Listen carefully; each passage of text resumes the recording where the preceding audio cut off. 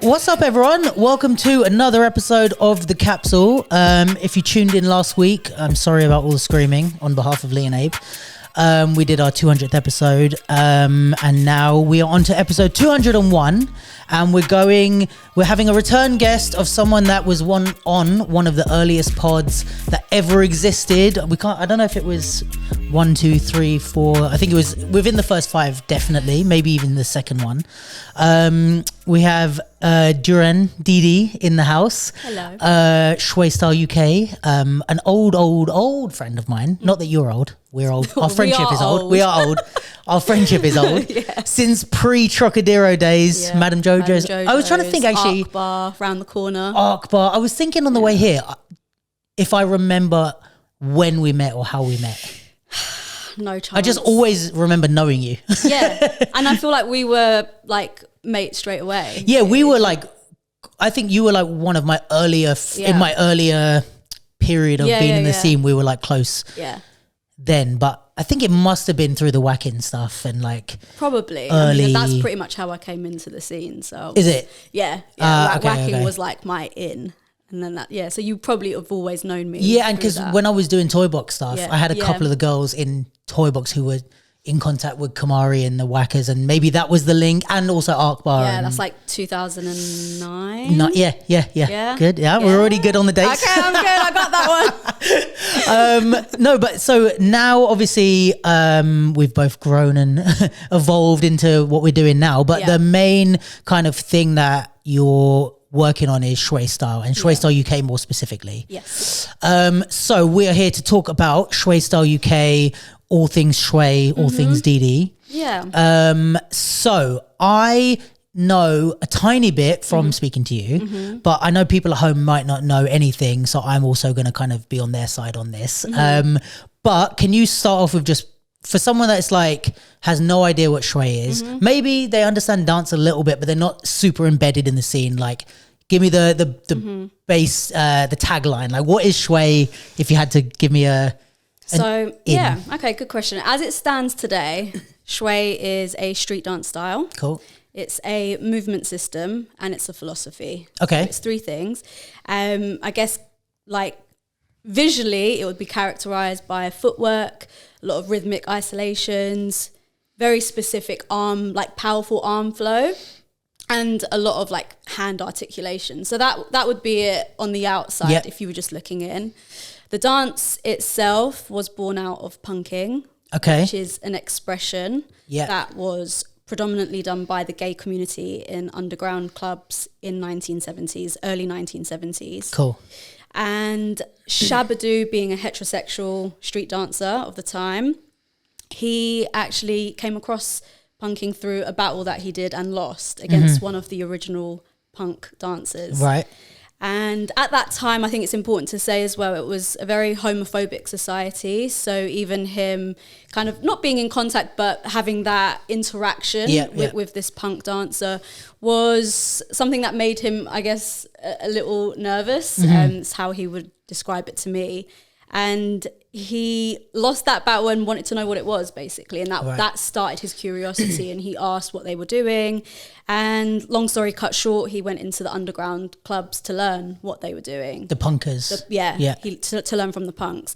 At that time, how he explains is that it was more of an expression rather than a fully like realized art form. So it was a behavior. A lot of the punks would have been emulating actresses from the time, different things that were, that they were inspired by. Which I would imagine, or like, not in my opinion necessarily, but the way I see a lot of the early street dance styles is like, they're very rarely born with a vocabulary. It's not like exactly. Like besides maybe Crump, which was started in that way, maybe. But it's like a lot of them are like they're more cultural movements than they are like. And that's what it was. Yeah, it was a cultural movement, and it was a real opportunity for them to be who they wanted. And I think what resonated with me hearing about that time, because obviously I'm not a gay person from the 1970s, was just how they used it to be highly imaginative and expressive, and they got to be who they wanted. And that expression did have certain movements that you could maybe even see now in the evolution. But like I was saying, it wasn't a fully fledged art form at that point. But Shab was really inspired by them, and he tried to adopt what they did. But him being heterosexual, it didn't work. Right. So that's when he adopted the kind of swashbuckler, like Fred Astaire, suave, zoot suit persona, which he's very famous for if you know who Shabba-Doo is. That was his image that he kind of maintained for like for the major part of his career. Yeah. And yeah, he basically took the essence and some of the characteristics of what they did, and he fused it with his dances that he was doing at the time, which would have been soul dance, locking, and later on other elements were started to, you know, be fed into it, like jazz, Latin, African movement, martial arts.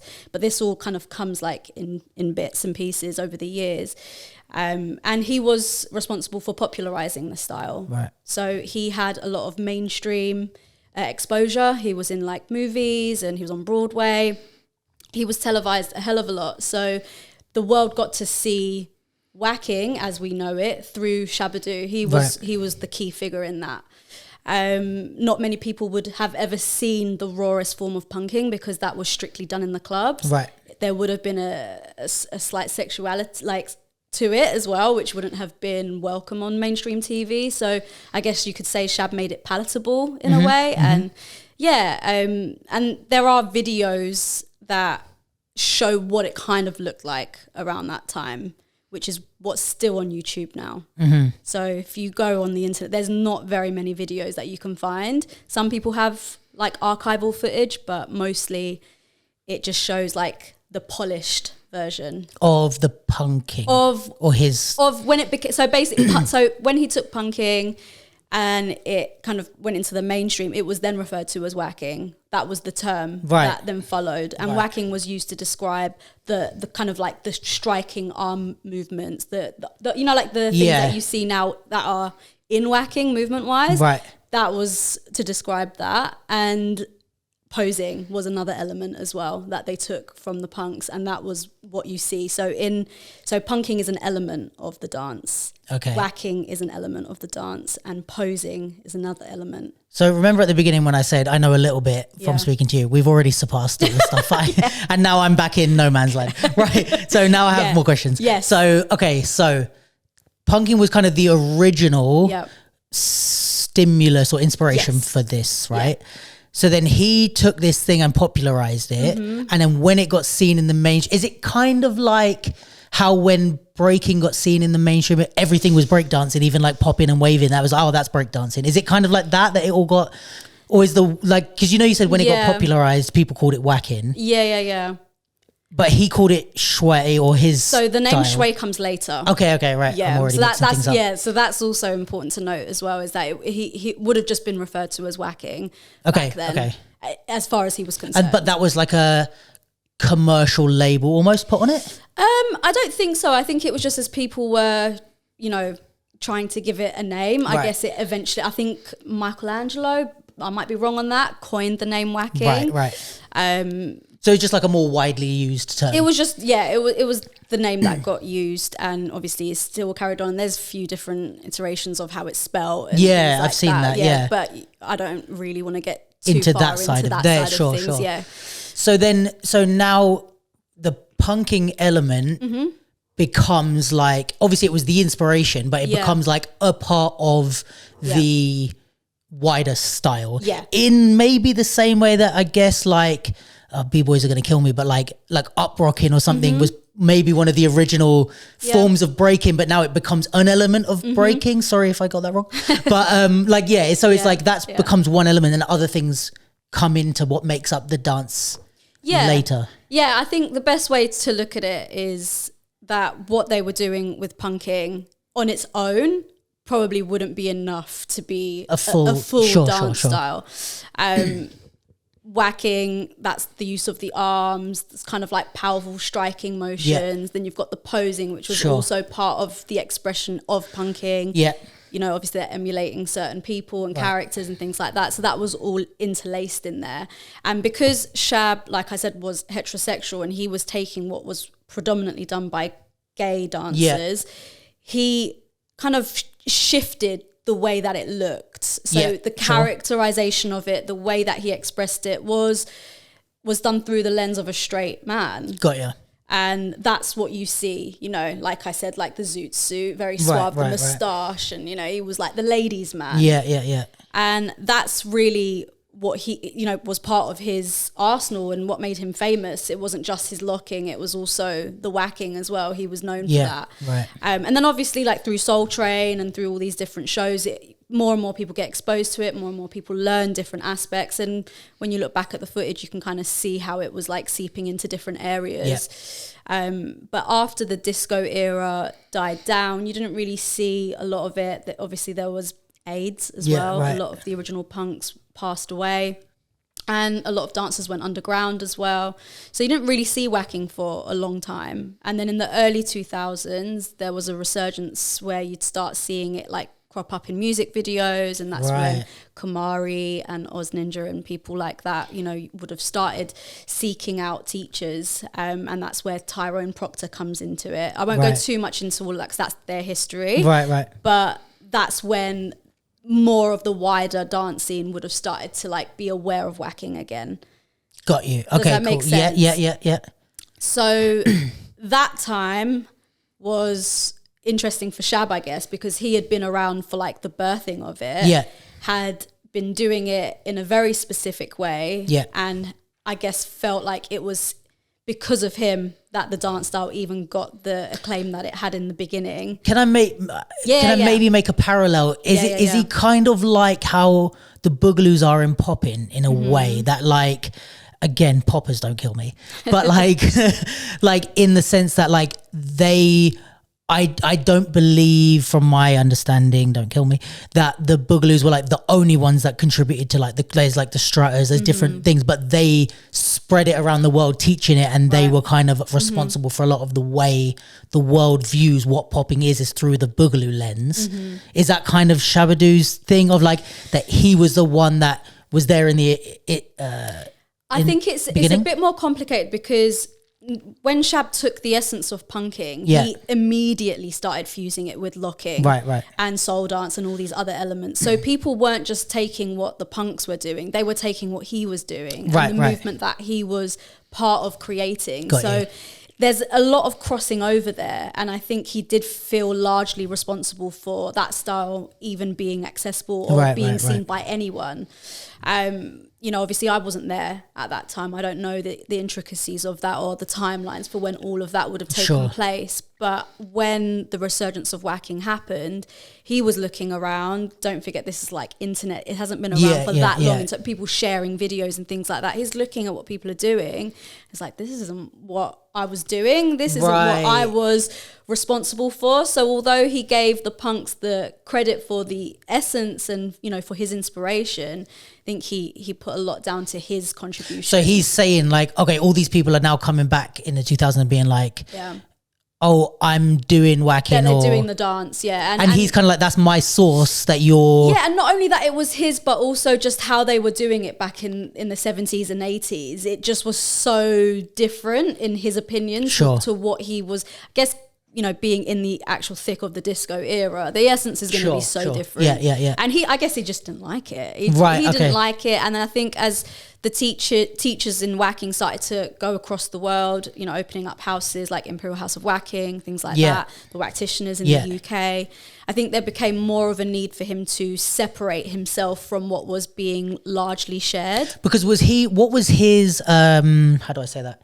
Like in those days when it was starting to come back out, obviously he's looking at them saying, this looks different to what I was doing, etc., or how I saw it. Yeah. How did they look at him like he was an OG of it? Did they not like what was the perception of him in that? There's a lot of mixed perceptions of Shab. But as in like he was recognized as being He was recognized as being a notable figure. However, he wasn't, I wouldn't say he was at the top of the priority list when it came to people sourcing information and teachers. And some of that is down to a few things. I mean, I won't lie, like Shab was a controversial person and he had ruffled a few feathers. He was never shy of sharing his opinion, and he would say what he thought, and I don't think that went well. And, you know, a lot of people didn't want to, I think, learn from him maybe. Because my first experience of ever hearing about Shab was that he was bollocking people online and he wasn't very friendly and that he was always attacking people. And I was like, oh my God. Like, but I was really sad to hear that because I grew up watching him on Breaking. And so I was like, oh, like he that's seems like a nice guy. Like, you know. I mean, also must be said, not the only OG that has had that reputation. Yeah. So it's quite, I think it's, yeah. I mean, there's plenty of people out there that have done the same shit. Definitely. But, you know, that was my first time hearing about him. That was years before I ever learnt from him. So I just had that down in my head. And at that point, I still wasn't aware of how important he was. So from all the people that I'd been learning from in Waacking, because I'll go back to that as well. I didn't really hear of him that much. People wouldn't speak about him. Even the teachers that were considered to be, you know, pioneers or, you know, kind of spreading the dance around that were from like the Soul Train era didn't really speak about him at all. So I didn't think he was that important to the history. And this is just my truth. You know, that's how I experienced it. So yeah, if we take it back a little bit, I'm not sure if I've missed like any real fundamental things that you asked me, but no, I think you've answered everything I've asked for sure. Yeah, and then we won't be able to do this whole thing. I knew I was going to do this. It's going to keep going. Yeah.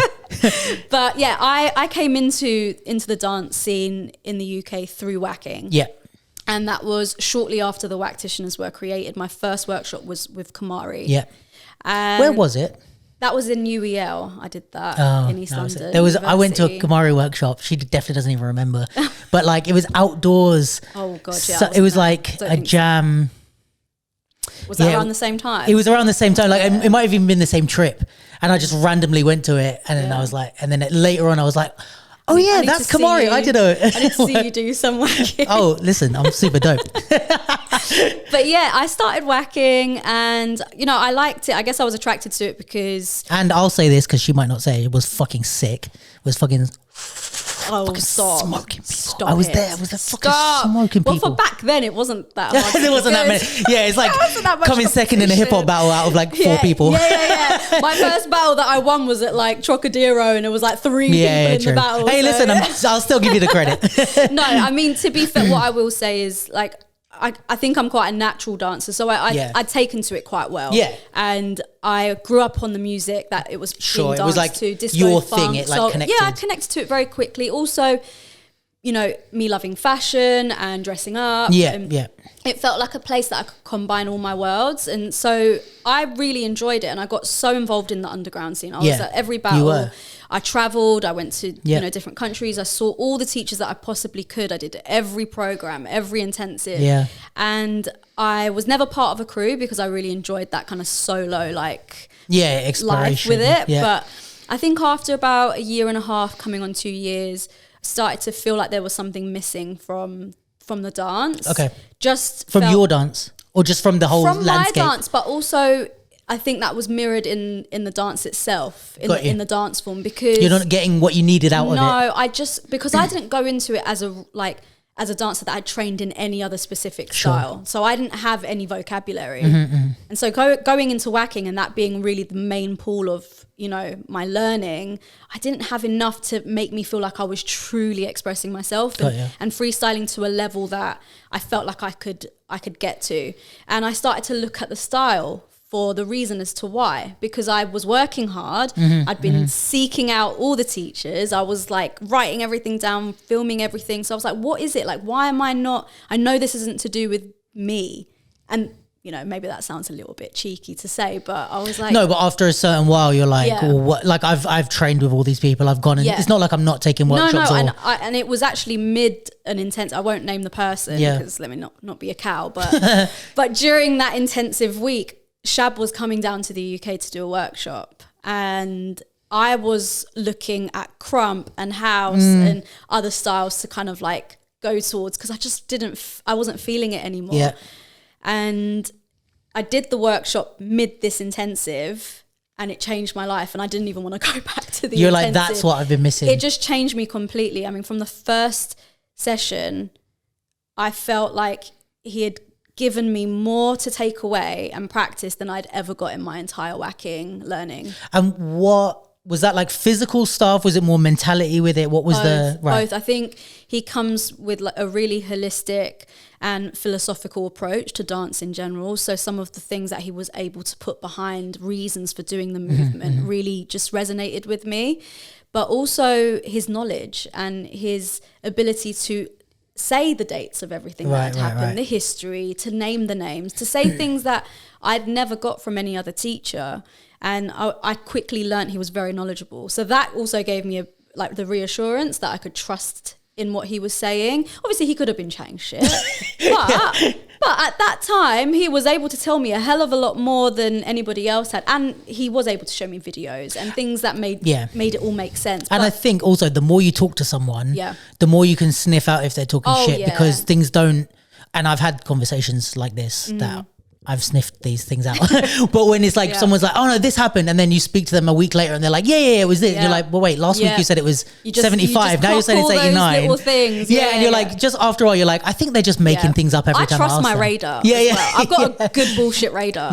So I mean, I quickly connected with him on that, and just the movement. Like from the very first session, he taught like a footwork sequence. I'd never learned a footwork sequence in Waacking at all. I think in Waacking, it tends to be, and even to this day, it's still very similar from even just being able to be an onlooker on the dance, is that there's a lot of the dance that is left open for you to insert your other background. So if you come from contemporary or jazz or whatever, they encourage you to bring that in, which I agree with any dance style.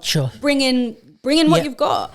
But I think that when you're studying a street dance style and you really get to a point of understanding it, I don't think it should be defining cuts between each style, right? It should be merged and blended, and it should become fluent and not look like you're doing two styles. It should look like you're doing the one style, but you're using what you've got from other places. And I didn't have much else to put into my work. Right. So I was like, well, I'm bored, basically. And so when I did that workshop, I was like, oh shit, there's so much more to learn. Stuff, I was like, okay.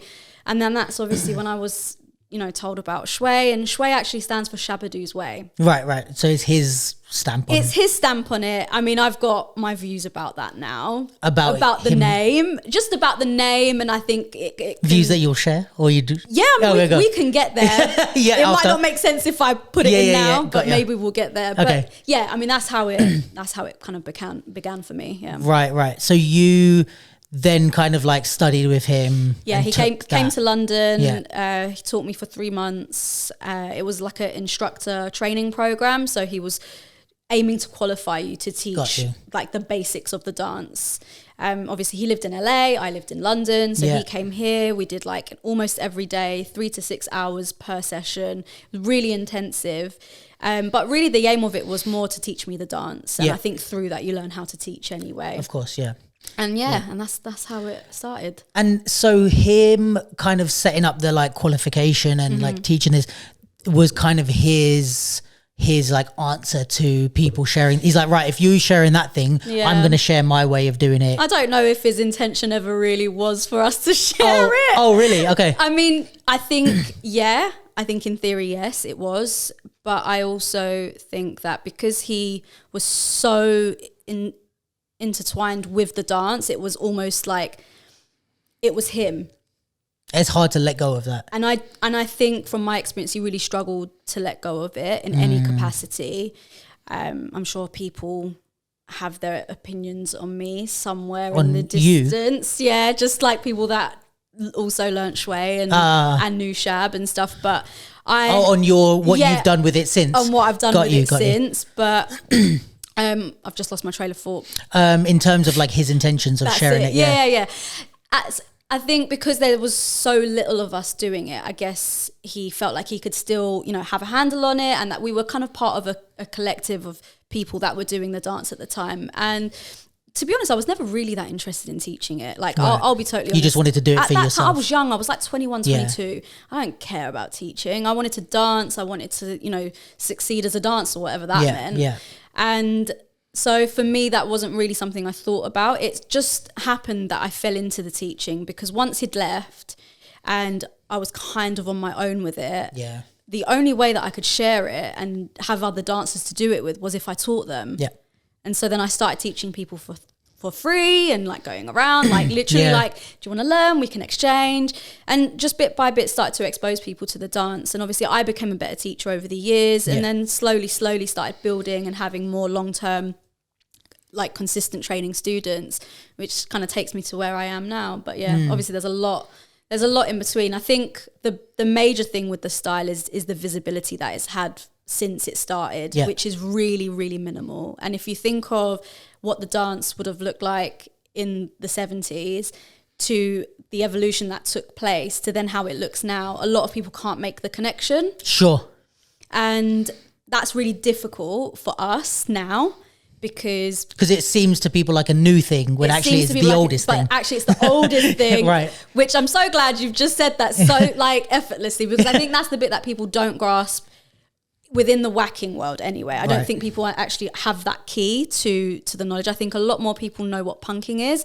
Not a lot of people know about Shway at all. And like, they're thinking, oh, you're doing something new with waacking. And they're like, actually, you're doing something new with waacking. But if you look at the styles and you look at what evolution might look like, I think it's quite clear that what we're doing within Shway style is evolved. Because there's so many elements to it, and it's footwork, it's rhythm, it's like different musicality ideas, different ways of approaching the dance through like the mental and the emotional and the spiritual, all of these things, and that takes years to build. It doesn't just happen overnight, and I've been doing it for over a decade, so now I'm part of the history. And now I'm a major part of the evolution and where the dance is going to go in the future, especially when there's such a small community of it. Like any change in that is going to be the biggest change, because it's not like there's I think Shab had a problem with that for sure, with it changing.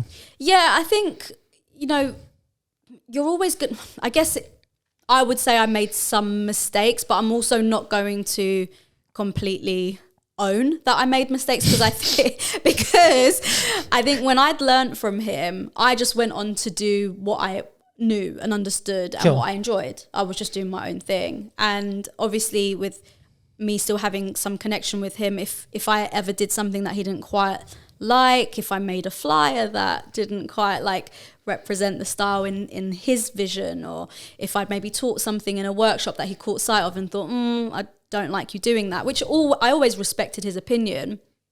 But I think over time I started to just feel like I couldn't do what I wanted to do, and we started to have disagreements. And I'm so transparent about it. Like we had a fallout about that, which was obviously really about shit. Specifically this, like your kind of evolution of it, or your... And I think as well, I think he maybe felt like I was taking it away from, not just from him, but maybe what he considered to be, okay, this is what is Shway.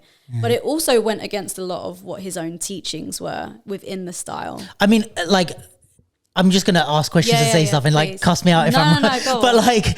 like the way I'm hearing this also is like, but isn't that kind of what he did with the punkers? Right. Is that kind of this was your, like, and this is, I think, the thing. And I've done exactly what he's done. But it's like, I mean, I have so many opinions, which we're not going to get into now, about like OGs and other styles, or like the evolution in other styles. But it's like, the thing that let's say with hip hop culture in general, hip hop culture was the young kids doing something different than what they were supposed to be told and breaking rules. But now when young kids do something different from what they're told and break rules, all the OG hip hop guys, even the rappers and stuff, are like, a lot of hypocrites. Well, what is this like little Yachty doing? And it's like, he's doing what you did. It just sounds different to what you're used to. But now you've become the establishment that you fought against, you know what I mean? So absolutely. And that was really confusing for me, because I was very literal. Like what he taught me was, it was gospel. Because, you know, there's some really beautiful philosophies that underpin Shway. One of the things is there is no mastery, it's only creation, because mastery indicates that there's an end to something. All of these kind of things that feed into you being more authentic, more independent minded, seeking your own style, your own approach to things, being someone that was strong and willed enough to do things their own way. And I always say I was the best student he ever had. Yeah, because I took that shit literal. Yeah. And that was what I strived for straight away. So even the way that I dress and the way that I wanted to create my own branding and all of that around Shway, I wanted it to be my thing. And that's where we kind of clashed a lot.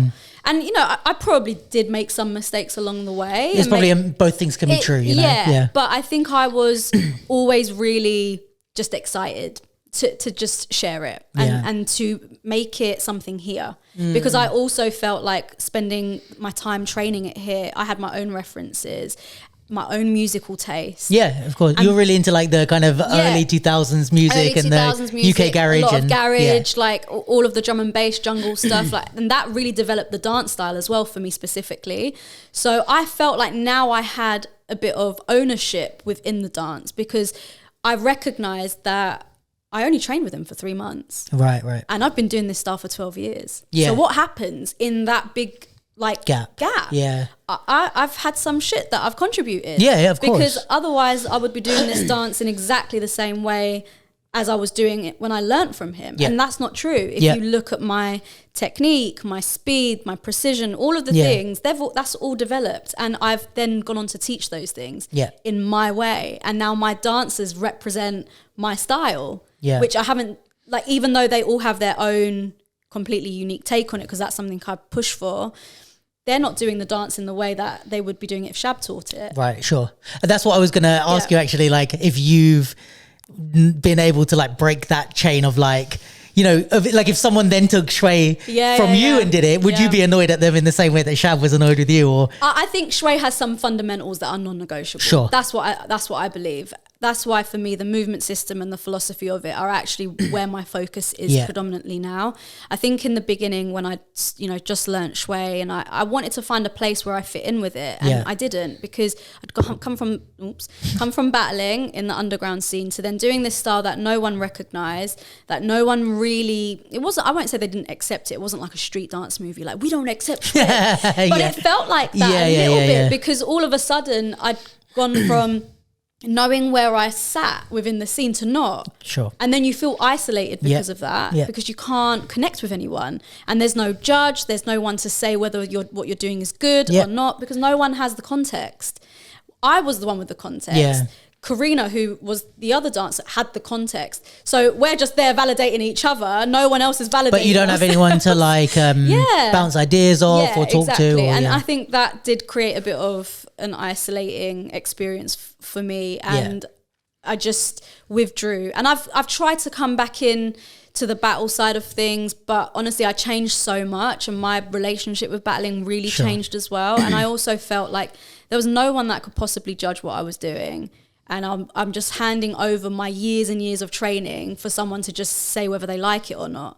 Yeah. And that wasn't what I wanted to subject it to. Do you know what I mean? I agree, but I also think that I feel like that with everyone's dance. Yeah. Like it's the whole, I mean, true. If we pull that thread, the whole system of battles don't make any sense, because it's like there's people that have bad popping technique but are the most creative poppers. And there's people that have good that are like competitionally good poppers, but they're the least creative. But then what's the, but then you know I what guess I mean? You can say no matter how vast someone's opinion might differ from another, you can always agree that, okay, this is what is identified as popping, whether it's just like a simple technique. Sure, yeah. Visually, you can identify, you can say that. Yeah. I think with Shway, you can do this dance in so many different ways that it would take a long time, I think, for people to understand it. And if I was to try to make it fit the battle world, I would have to put up some boundaries and I'd have to put in some rules so that everybody can understand what they're looking at. And I think that stops the dance from evolving. Sure.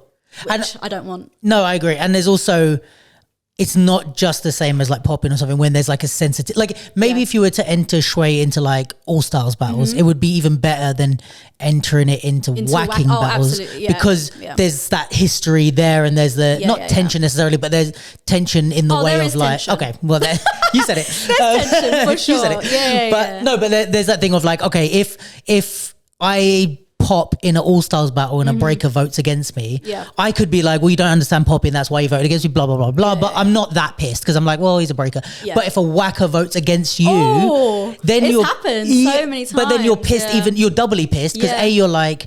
you don't understand why you voted against, and then you get the whole history of like, oh, you shouldn't not understand me. You get it, and that's it. And that actually, I'm really happy that I know not to sound patronising, but I'm glad you're getting it because it is complicated and there is a lot to it, and there's still so many things that I could talk about. But that is the crux of it. Going into a whacking battle, you don't want to be voted out or not recognised or not even put through when you're looking around and you're thinking. It's not even about I'm better than you. It's having the context of both styles, knowing what I know, knowing what it takes to do both styles. All of these things, it's also fact. And there is more elements to learn in Shway than there is in whacking. And if then it's like, God forbid, you get the feedback of like, oh, you didn't do this foundation. Then it's like, it opens up a whole can of worms of like, well, if we're going to talk about foundation, then blah, blah, blah. And I think it's like, it does have parallels in other styles in the sense of like, I mean, there's a whole thing of like, I mean, you were around for the popping thing with like G-Style and Boogaloo and all these different things. And I think some of the stuff that kind of came into play there were people being like, right, if you don't do Boogaloo moves, for example, this was like, I don't know, 2009, 10, 11, 12, I guess, that type of era.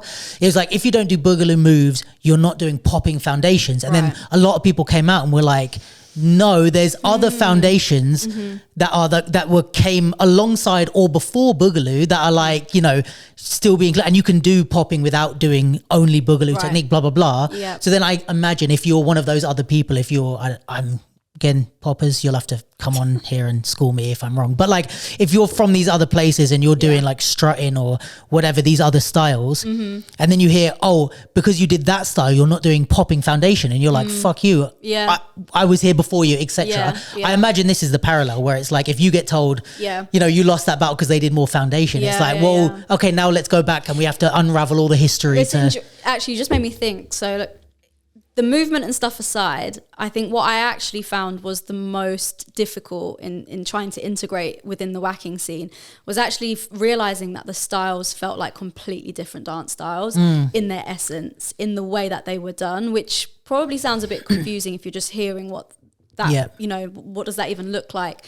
And it was really difficult for me to understand it as well. I was like, is it just because I don't like anyone? Like, I was like, is that what it is? Is it just because I'm like, they're not my friends? Is it because maybe they're just not my vibe? Like, what is it? Because I went from being so like happy to be around everybody and like, you know, going from that extreme to then feeling like an alien. I was like, what is it?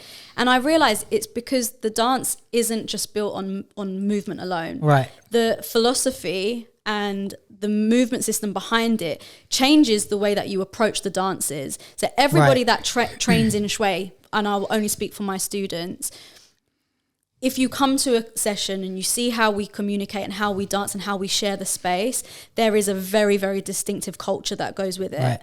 And the culture is so different to whacking culture. So even punking, how it exists in whacking to how it exists in Shway takes a different form. And I don't think people will grasp that even just from looking at a video. Got you. Punking to me, within the context of Shway, is about heightened imagination, is about really dancing from an organic place. It's not creating a caricature. It's living real life emotion and scenarios through whatever it is that you're trying to display. And that always brings you to who you are. And it makes you dance with an emotion. And that's not, you might think that's not teachable, or maybe it's like, how can a whole entire culture move from that same incentive? But it's because of the way it's laced into training. It's constantly back and forwards between, okay, but what's your point of view? What's your perspective? You're not being real there. That's not authentic. Yeah. And what's strange, I guess because of me being the primary teacher, I'm highly sensitive, I'm intuitive, and I know bullshit when I see it. And so in my students, when I'm training, the same way that Shab would call me out if I wasn't being real, I do the same thing. Obviously, I have a different way of doing it, but I then realized like, oh, we dance from different places. Waacking is very performative. Of course, you know, they connect to emotion, and I think whenever you're dancing, it's always gonna have that element. But it is a lot more showy. Outward. It's a lot more external, and it also takes on very similar characterizations across the board. Hyper feminine. Yeah. Even the masculinity kind of looks the same if you look at the male dancers that are occupying that scene. Whereas within Shway, we're not looking at things through that lens. We're not looking at things through being feminine or masculine. It's all about, how do you feel right now? How do you feel about your environment? How do you feel about the shit that pissed you off last week? And how do you use that in all of your movement to say something? Because that is how we view the link to creativity. It's like some people might look at creativity from a very like methodical place, more scientific, lines and angles, and, you know, creating very clear concepts. Maybe popping is a good example of doing that. Shway is led more from your internal. Sure. And so the teaching style and everything creates the culture, and the culture then breeds a different type of dancer. And that doesn't mesh well with Waacking. It honestly feels like two people speaking completely different languages, trying to talk to each other. And like Waacking is pretending that they understand what the other one is saying, and this one is like, what the fuck are you saying? Right. And that's how it felt. So every time I was in a room with Wackers trying to exchange, I was like, this feels so wrong. This don't feel good. And they are having a great time, and I don't want to poo on their parade. I was like, I'm coming here with like bad like feelings for myself now. I'm leaving feeling shit. I'm feeling like I'm not seen. I don't feel like I can communicate with any of you. And having all of the knowledge and the context and training that I've had, also feeling like that wasn't being respected as well. And it's not even like, I mean, you could say it's an ego thing, but it was kind of like, I want to share with you. I want to share with you what I know, because it changed my life. And sometimes I guess my own hang-ups about Waacking, and people that know me know this, is me looking at Wackers in the same way that I'm looking at myself back then, which was like, all these things that like I was you missing. don't know these things. But then also now I've grown, I understand that people just like that. That people just can actually love that style, and it doesn't mean anything else, and it's not my business whether or not they do. Do you know what I mean? And I've come to that point of realization for myself, which is much more peaceful. But for a long time I was like, what the fuck are you lot doing? Why don't you want to learn? Like, aren't you all sick of learning the same thing? Aren't you all sick of like taking a bunch of house steps and just lacing it into your foot because you've got no footwork? Like, that was it for me. Which, like you said, is like maybe you being angry at yourself in the part. Like, Wait, can I not give you a pushback, but like, please, I'm gonna come round to like agreeing with you, and I have a parallel in my own life actually with that. But I just want to say this first. What's the difference between, how do I phrase this? What's the difference between it? Because you're saying it like it's the style of Waacking, right? Yeah.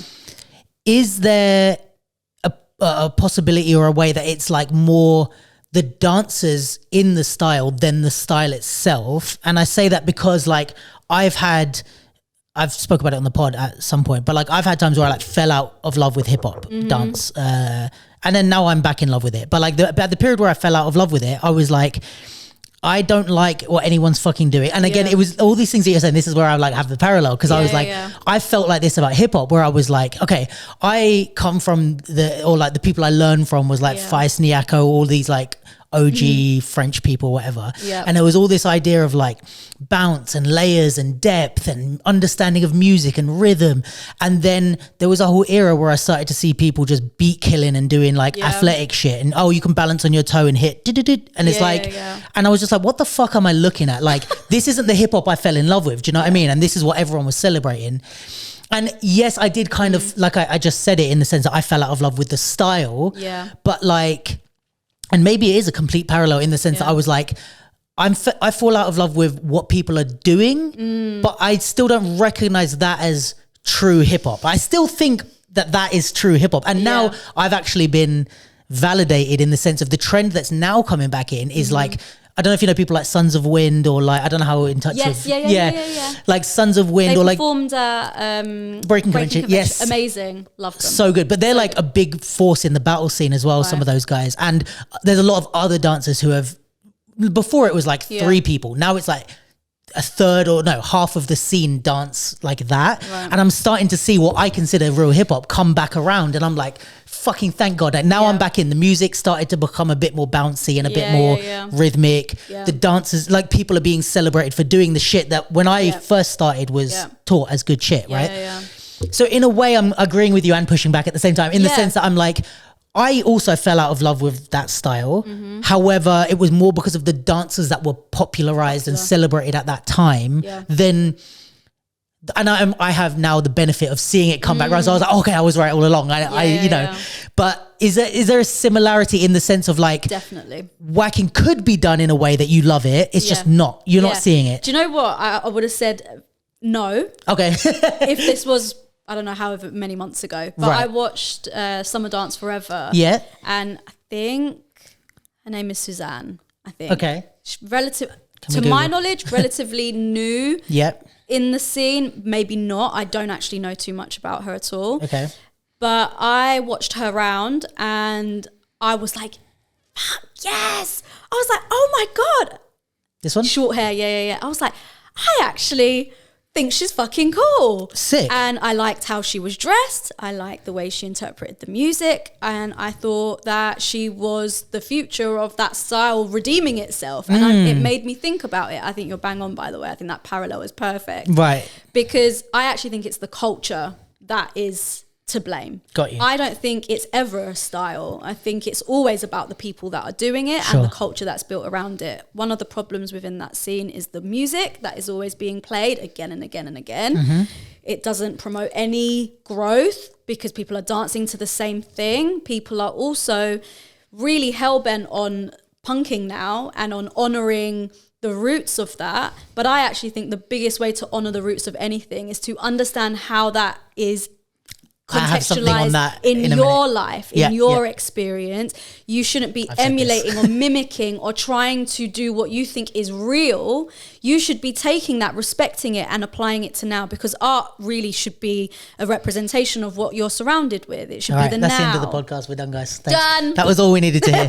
No, yeah. And so I think that people are caught in that little bubble, whereas I feel like punking within Shway has really evolved with, you know, being of the now. And so it looks different because we're not doing all the dramatics and being over feminine, and we're not walking around in heels and things. And not to say you can't, because I actually want to do some Shway in heels, like not. Yeah. But it doesn't have those visual characteristics that you could think of when you think of Waacking. And at least it doesn't have those visual characteristics if those visual characteristics are not you. Yeah, like if they're really you, it's like cool. 1000%. If you are sequins and a thong, please, but don't whack it on as if it's a costume. And that's what I think is happening. I think people are putting on characters, and I don't think that people always believe in the characters that they're putting on. And I think that's more for me where I kind of get a little bit lost and don't understand how Waacking, just the costume, the way that people are acting, the music, fashion is a big thing. I think if you look at Vogue and you see that there's so much care and attention being put into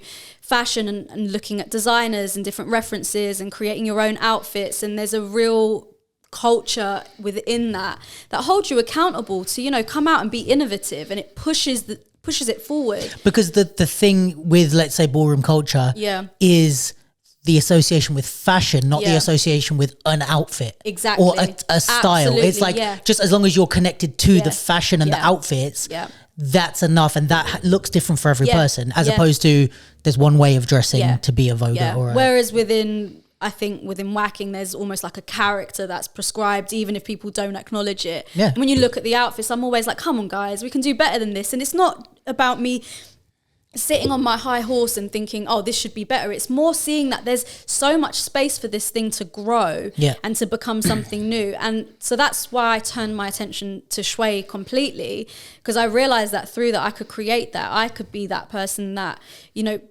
creates a culture where that is celebrated and pushed and inspired, and we can start seeing ourselves in different ways, not just in a battle context, but on film, in documentaries, theatre, all of the spaces that, you know, you wouldn't really see street dancers occupying and you see it a lot now, Yeah, but yeah. back in the day, like that wasn't a thing. So yeah. I mean, yeah, like I have said what you said. This is amazing that you said that because it makes me look great. I have said what you said on this Yeah. podcast almost verbatim. Really? Like it, but not about whacking. Okay. But like, I think this happens if it makes you feel any better. I think it happens in every style and it Yeah. pisses me off in every style. Yeah. So it's like you think, oh, I'm going to do hip hop. So I'm going to wear big baggy jeans and like an Avirex jacket stresses me and out. I'm going to grow fucking dreads or whatever. Oh, don't. You know, some, Because I'm not even gonna go. I mean, into do you know what I mean? It's yeah. like we see it happen with dancehall, we see it happen with Afro, we Yeah. see it happen with like popping. There's the like boogaloo outfits that people wear. With locking, there's the obvious locking outfits. House, I think, escapes it a little bit, but maybe I'm not tapped in enough to house. No, even house has its isms. Yeah, of course, and I Yeah. think there's always gonna. I think this is the hard thing. You have to But separate it's, it from. it's more relaxed than other stuff. Like Yeah, like you have to separate it from trends because there's Yeah. always going to be trend. Like Yeah, hip hop for a while, it was those Adidas, the certain trainers, and then now you can there's forgive trends. I think You can forgive trends, that's but we're it's all part like- of that. Exactly, and it's if it's your community, that the things are Yeah. going to spread. But there is a costume that people put on to be a dancer of certain styles, which Yeah. pisses me the fuck off because it's a little bit disrespectful to, especially if you're a white person Yeah. and you're dressing up as like a black guy from New York in the your 90s do-rag and- with your do-rag and your Timbs on, and it's Yeah. like, and then this is the test in my head. Yeah. I'm like, I look at someone and I'm like, would you, if you had to go after this battle to meet your mum for dinner, would you change? Would you change it and be like, oh, well, let me I've put on never my thought normal of person that. outfit? Oh my god! And it's like, this is how I've always like, I hope not. any way that I've dressed when I've danced is, of course, I dance to move. So I'll wear Yeah, tracksuit yeah, bottoms yeah. if I'm going to dance, whatever. But Yeah. I wear the same clothes if I'm going out to Christmas dinner. yeah. If I'm at a dance Yeah. event, like I dress the same. And my fashion is, of course, built on like hip hop, but it's also built on like skateboarding. Yeah, you've got loads of streetwear, influences. loads of stuff. And that's like, and it's the same with you. I think it's like Yeah. you create your style and that's who you are in any space. Yeah. But I think there's this costume that people put on.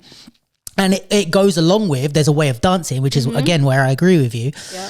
It's like there's a costume and a way of dancing that's like you don't know who you are and you don't know who you are in this dance. Yeah. So you just mimic thing. And the thing that stresses me, right? In a way it's better, but in a way it's worse, is like it's done out of respect. Yeah. Like it's a way of trying to honor the history of yeah, hip hop. And yeah. that's where I think I also forgive hip hop dance or hip hop culture because we're only 50 years old as a thing. We haven't quite figured out how to pass this thing on yet. Yeah. But at the moment, what people are doing is, or sometimes can do, is like you said, they dress up and act like someone who is one of the pioneers or like someone in the beginning. Yeah.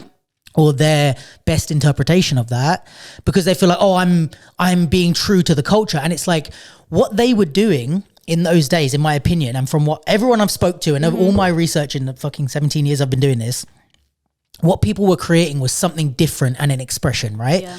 Like they were creating a way, like poppers weren't hey guys, let's get together and make a structured dance style. And what we'll do is, if anyone gets it wrong, we'll shout at them. Like, this will be so fun, guys. They were just like 16-year-olds being like, oh, I look like a fucking robot. Doesn't this look cool? You know? And it's like, the whole thing of hip hop culture is like you expressing yourself. And it's like the most, I think, my mentality or my philosophy is like the most respectful thing you can do with a culture is to be yourself in it.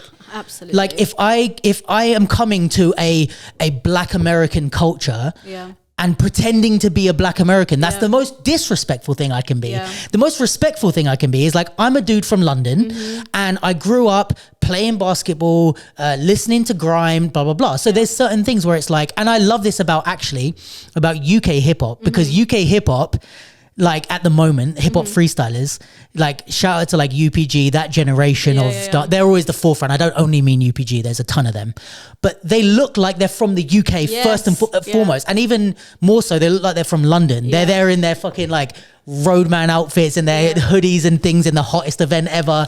And it's like, and even the trainers they're wearing, like if you watch Harry Barnes pop, I mean, he's not from London, but Harry pops in fucking Air Max 95s. He's not wearing hush puppies. British, like he's from fucking the UK and he looks like it. And I think that's the most respectful thing you can do because you can obviously learn the history and understand where to put your own flavor in. And like you said, there's fundamentals of Shway that shouldn't be fucked with. And it's like, okay, you know, Harry might be like, right, I'm not going to fuck with what a hit is or what a walkout is. But when I throw in my own little flavor, it's going to be with the bounce or with the swagger of someone from the UK. I'm not going to do a little like West Coast thing and start so crip walking. It's like, that's not where I'm from. Exactly. So I all that to say, I 100% agree with you in the sense that there is this caricature, and I think that's a great word, that some people throw on in order to like show respect. And I think it's a delicate balance because if you have a choice between, let's say you're a new dancer, and also we're both somewhere in our 30s, early, very, very early 30s. Speak for yourself. We're both 21. No, but like we have this confidence and we have this, we've also both in our own respects, like faced criticism from people in our community, from people in the worldwide community, and come out the other side and been like, all right, it ain't that bad. When you're a young 18-year-old dancer, especially not from New York or these places or LA or where these dances originated, you might be a bit nervous and scared of like, oh, I don't want to put a foot, and especially because people are really on it, oh, understand your history and all that. You might be a bit scared. And I think there's a choice that you can make, which is either be the caricature, but I'm going to fit in. I'm doing what 80% of the scene is doing. No one's going to look at me any different because we're all doing it. We're all wearing the do-rags and the Tims, or we're all wearing the stripy socks and whatever it might be. Or you can do the opposite, which is completely start breaking the rules and stuff. And then you're going to have to face all the criticism of people saying, that's not that style, or you're doing it wrong.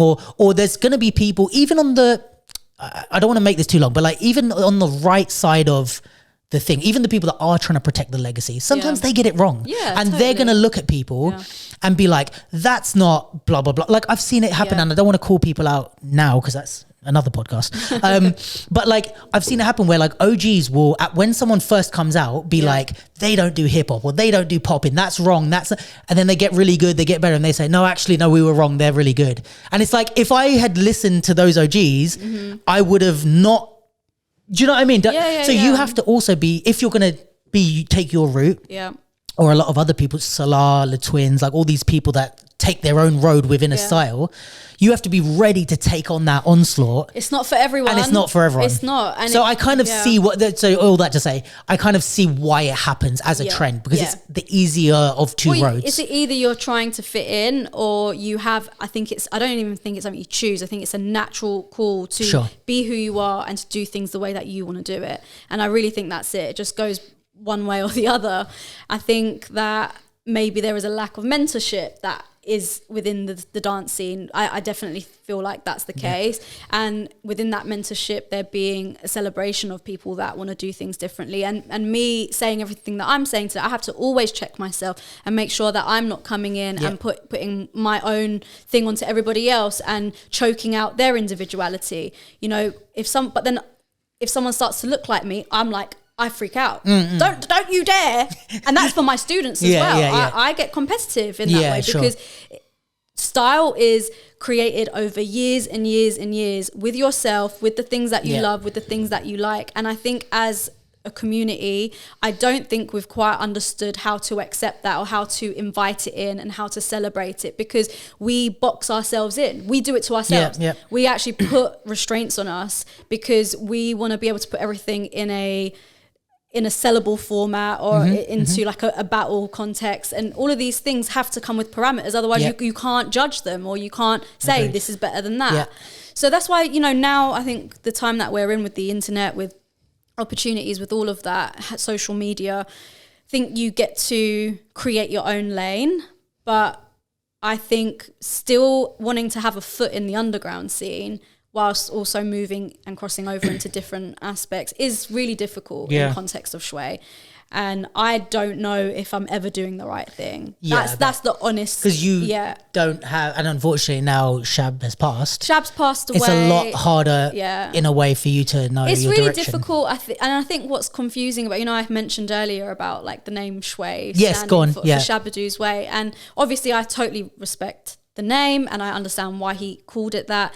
He actually would have said Shway style and then in brackets it would have been Waacking. Oh, okay. When I started to really teach and have students, I actually cut off Waacking. Let's just call it. Yeah, I just called it Shway, because then people from Waacking started to look into Shway, and that's when I started to see movements that I was doing circulating in the Waacking world, and that was like, guys, are you serious? You don't come to a workshop, you don't speak to me. And of course that happens naturally, but the dance style is so rich and has got so much to it that I actually felt like it was doing it a disservice to just say it was Waacking, even though I acknowledge, of course, it's part of the umbrella it's a style of which, but in my head it is a different dance entirely, and I'm still navigating what that looks like now and what that will look like in the future.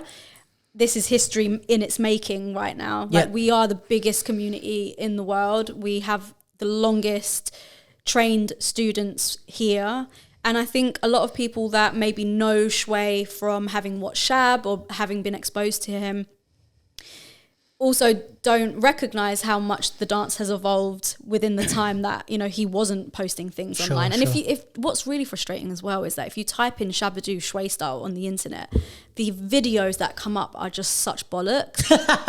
And why? Because there's just hardly anything of him doing the dance properly.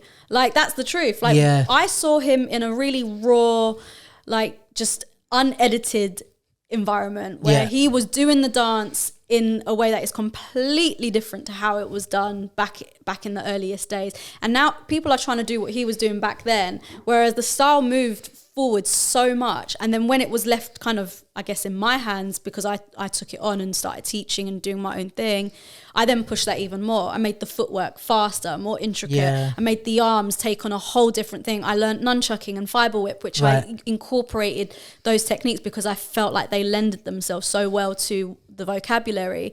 And so through that, I've arrived at this place where I'm like, okay, but it's called Shabadoo's Way, but then I don't feel like I understand how to like understand that in context of my contributions, because now I'm doing a style that stands for Shabadoo's Way, but rather than me always saying that, I just say the word, and I think what that encompasses is all of the stuff that surpasses movement. And because I know that I'm always doing that, I know that I'm doing Shway, and no one can question, oh, that's not Shway because you're doing this way. I'm like, no, because the fundamentals of the dance are still very, very visible. They are still practiced. All of my students learn all the technique, and then whatever they choose to kind of gravitate towards, that's what they do, because everyone's so different, and I can't expect them to like gravitate towards the same aspects of the dance that I do. Yeah, and I think this is another thing that maybe we'll get better with time, I think, as a whole culture of dance styles, is like, how do we preserve, and I have my own ideas, I'm sure you have yours, but like, how do we preserve the legacy of these styles and like pick out what's important and what's actually a fundamental and pass it on, while still allowing contribution, creativity, like people to input in their thing? Because like, you know, it's like the thing that I was always taught from the very beginning in hip hop, and I'm always making these parallels just because it's my journey, but like what I was always taught in hip hop was that like the foundation of hip hop is like the rock and the bounce, right? The vocab of hip hop is the social dances. Now, for me, social dances doesn't stop in the 90s, right? It continues. There's social dances now. Thank you. and fucking dancers, play that can I just say as well, all underground dancers, get your asses to some clubs. Yes. Go to some actual music nights. Who's your favorite DJs? Who's your favorite promoters? Go to their nights, because I tell you what, you will get more of a feel for what is for right real now. Current. Because, and sorry to just go off on tangent, but please. there was a time when house dancers used to take the piss out of people that were doing like shuffling, right? Yeah. And it used to really annoy me. And I'm like, do you know that they're the ones who are doing the thing that in years to come is going to be a style? That's what they're doing. They're responding to the music that they're dancing to in these clubs. They are the real. They're the realest. I mean, I feel like this a way of like, shout out to the Memphis Juking guys who are at the thing, but like, I feel like that about like Memphis Juking. I mean, Chicago Footwork was put more under the house dance umbrella, but like Chicago Footwork, there's a lot of movements that are like this. I mean, Light Feet is a great example of it, but it's like, this is not its own thing. Like Memphis Juking, Light Feet, that's hip hop, current hip hop dance. Like there's no getting away from it. It's like I put this on my Insta story the other day, and I'm going to talk more about it, but like Light Feet is the hip hop dance of today. Like I saw a clip of like Kai Cenat and Kyrie Irving doing light feet just because that's the dance moves that they know. Not because they were like, oh, let's do this niche style of dance. They were like, this is just how people dance nowadays. And it's like, that's what hip hop should be, you know, like, so I think a constant evolution. Yeah. And it's like, as long as the dance is a social dance, that should be your vocab. And it's like, if your social dance only stops in the 90s, now we're back on that. If you're not socially dancing, then is it social dance? Exactly. Then, or where did you get that thing from? A class. Yeah. That's not, and this is, again, I'm so on the borderline of ranting here, but that's what annoys me when people are like, oh, you can't learn these things unless you come and learn it from a class. Like, let's say in hip hop, oh, you have to learn the Running Man in a class because otherwise you'll do the technique wrong. I'm like, didn't you motherfuckers learn it by watching someone in a club? And you want to tell me I can't learn it socially? I can only learn it if I come to a class and no, it's this timing and that's what you learned in the club, or were you just drunk and you just copied someone? Exactly. So anyway, my whole thing is like there's a fine balance between not just doing anything, and now obviously it's different from going to a club and learning something. We've got TikTok, we've got YouTube, everything's a lot more diluted. So we have to be a bit more careful. Yeah. But at the same time, we can verge on institutionalizing things too much. Oh, yeah. And then like you kind of use that great analogy, but like we strangle the life out of, or strangle the creativity or the individualism out of the thing. But all that to come to a question is like, you kind of touched on it, but like, what are your thoughts on like the future of this thing? Because I think from my perspective, sitting here listening to you, the things that I see is like, it does feel like Shway fits into the Waacking landscape. Yeah. If we remove the history and the tension and the different, especially you because you're like one spearhead of one movement. Yeah. If you remove that, it does feel like in an ideal world, they sit somewhere in the same way that like strutters fit into popping in the way of like, oh, like that's a different way of doing this thing. But like we all recognize it under the same popping umbrella and there's a healthy respect for it. Oh, I do boogaloo, I do strutting, I do this, but ideally a popping judge should understand all of them. And I feel like that would be a utopia world for this is like ideally all Waacking judges understand all versions of it. Yeah. And you know, they can be like, right, that's Waacking that was popularized in this way. That's Waacking that was popularized through Shab. What I'm going to say is going to sound so shit. Go on. It's never going to happen. Okay. So at one point I thought the same. Okay. I was like, it makes sense. We're part of the same family. Yeah. Like, you're a tiger, I'm a lion. Cool. Sure. And obviously I told you, how I found that journey. It didn't feel like it was meshing well. Then I dropped the name Waacking off my own promotion of the dance because I just didn't feel like we were part of the same world. And then through my own experience of learning the dance and also teaching it, I've had students that have come to me that do Waacking. And every single student that has ever stayed with me long term that started out with Waacking can't do Waacking by the end of their Shway training. Because it completely replaces all of their technique and it replaces, because the thing about Shway as well, obviously it's difficult to go into it over a podcast. I'd have to do it like, to show you. It's really clever and sophisticated. So all of the movement makes sense, right? Everything is created in a way that as a mover, in the way that our bodies want to follow and find our own creativity, Shway facilitates that journey very, very well. So it builds on what you have naturally. Waacking can be quite awkward for people. Right. It can be quite a difficult style to get the essence or the energy of it right, to have the poses and the posturing of it. Some people look great doing it. Usually those people have a great, strong background in other dance styles. They come from jazz or Latin or contemporary, and you can see them. You see them from a mile off. People that don't have that doesn't tend to read as strong. So because of that, there is no world in which, apart from mine, because it's a very unique experience, where I know Waacking and I know Shway.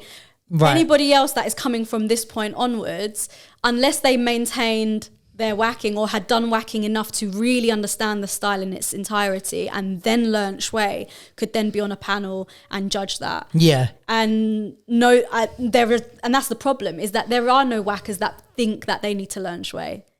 Yeah, that's what I mean. Ideal world, like if they did. But then that ideal world, I think, would create a very different reality for Shway itself, because the music that we dance to is different. So we don't have a prescribed music. It's actually kind of what I like. I'm just playing that. But we tend to always dance to soulful music, to music like house and just like things that we connect to now, really. Actually, that's what it's about. It's not about dancing to an era of music. So that's one thing that really shapes how the dance looks. If we were going, they'd have to overhaul their entire community, really. Sure. For it to make a place for us, because they are very, very distinctive and have their own thing going on. I don't see how the two. I think what would be nice is if Shway style was recognised within the Waacking community as for what it is and for how the history started and how it became what it is. I think that would be a great thing for them to know. And also for whackers to just have the opportunity to be exposed to both dances so that they could not make a choice, but just understand the landscape. Understand the landscape and gravitate towards it. Because a lot of people still, if you ask them what Shway is and they do whacking, they won't know what that is. Sure. So I don't know. Because I think it's hard to say. Like I'm obviously coming from like a naive, like optimistic perspective, you know. I like the optimism. Yeah, but like I think I'm not talking about. Obviously, I can't speak on the current landscape of it. I can only speak on like how I would imagine it in an ideal world, you know, in that way. But it's like, I guess if I was to think about like Memphis Jukin being a part, or let's say best example is Light Feet, because I feel like and the two battle, by the way. Yeah, so this is the whole thing. Is like. Okay. I feel like Light Feet is kind of the Shway of hip hop, but it was like accepted more, it sounds like, right? Yeah. And it became its own thing, but it became its own thing from the same initial culture, which is what kind of the same what you're saying with Waacking, right? Yeah. So it's like Light Feet, a lot, and again, Light Feet is going to come. All the styles are going to come for me after this. They're like, all your analogies suck. I'm going to get all the whackers coming for me. Don't worry. Let's do this! Yay! But like, so Light Feet came from this like origin point of like the bounce of social dances. A lot of the early dances of hip hop, like the Harlem Shake or like these sort of things, which hilariously enough, like when I was growing up, like we were doing like chicken noodle soup and like walk it out and all these things that now are part of like hip hop foundations and Light Feet foundations in their own respect. But these were all just social dances for us when we were kids, right? Yeah. But what happened was like, okay, Light Feet like became its own thing, built its own thing, and then kind of came back around in the sense that now it's like you can do Light Feet in a hip hop battle and it be considered hip hop. Right. They can battle against each other, etc. Because Light Feet is a dance of the hip hop freestyle world, right? Yeah. The thing that I think is hard is like it's a very similar struggle, right? Because I can be a hip hop judge.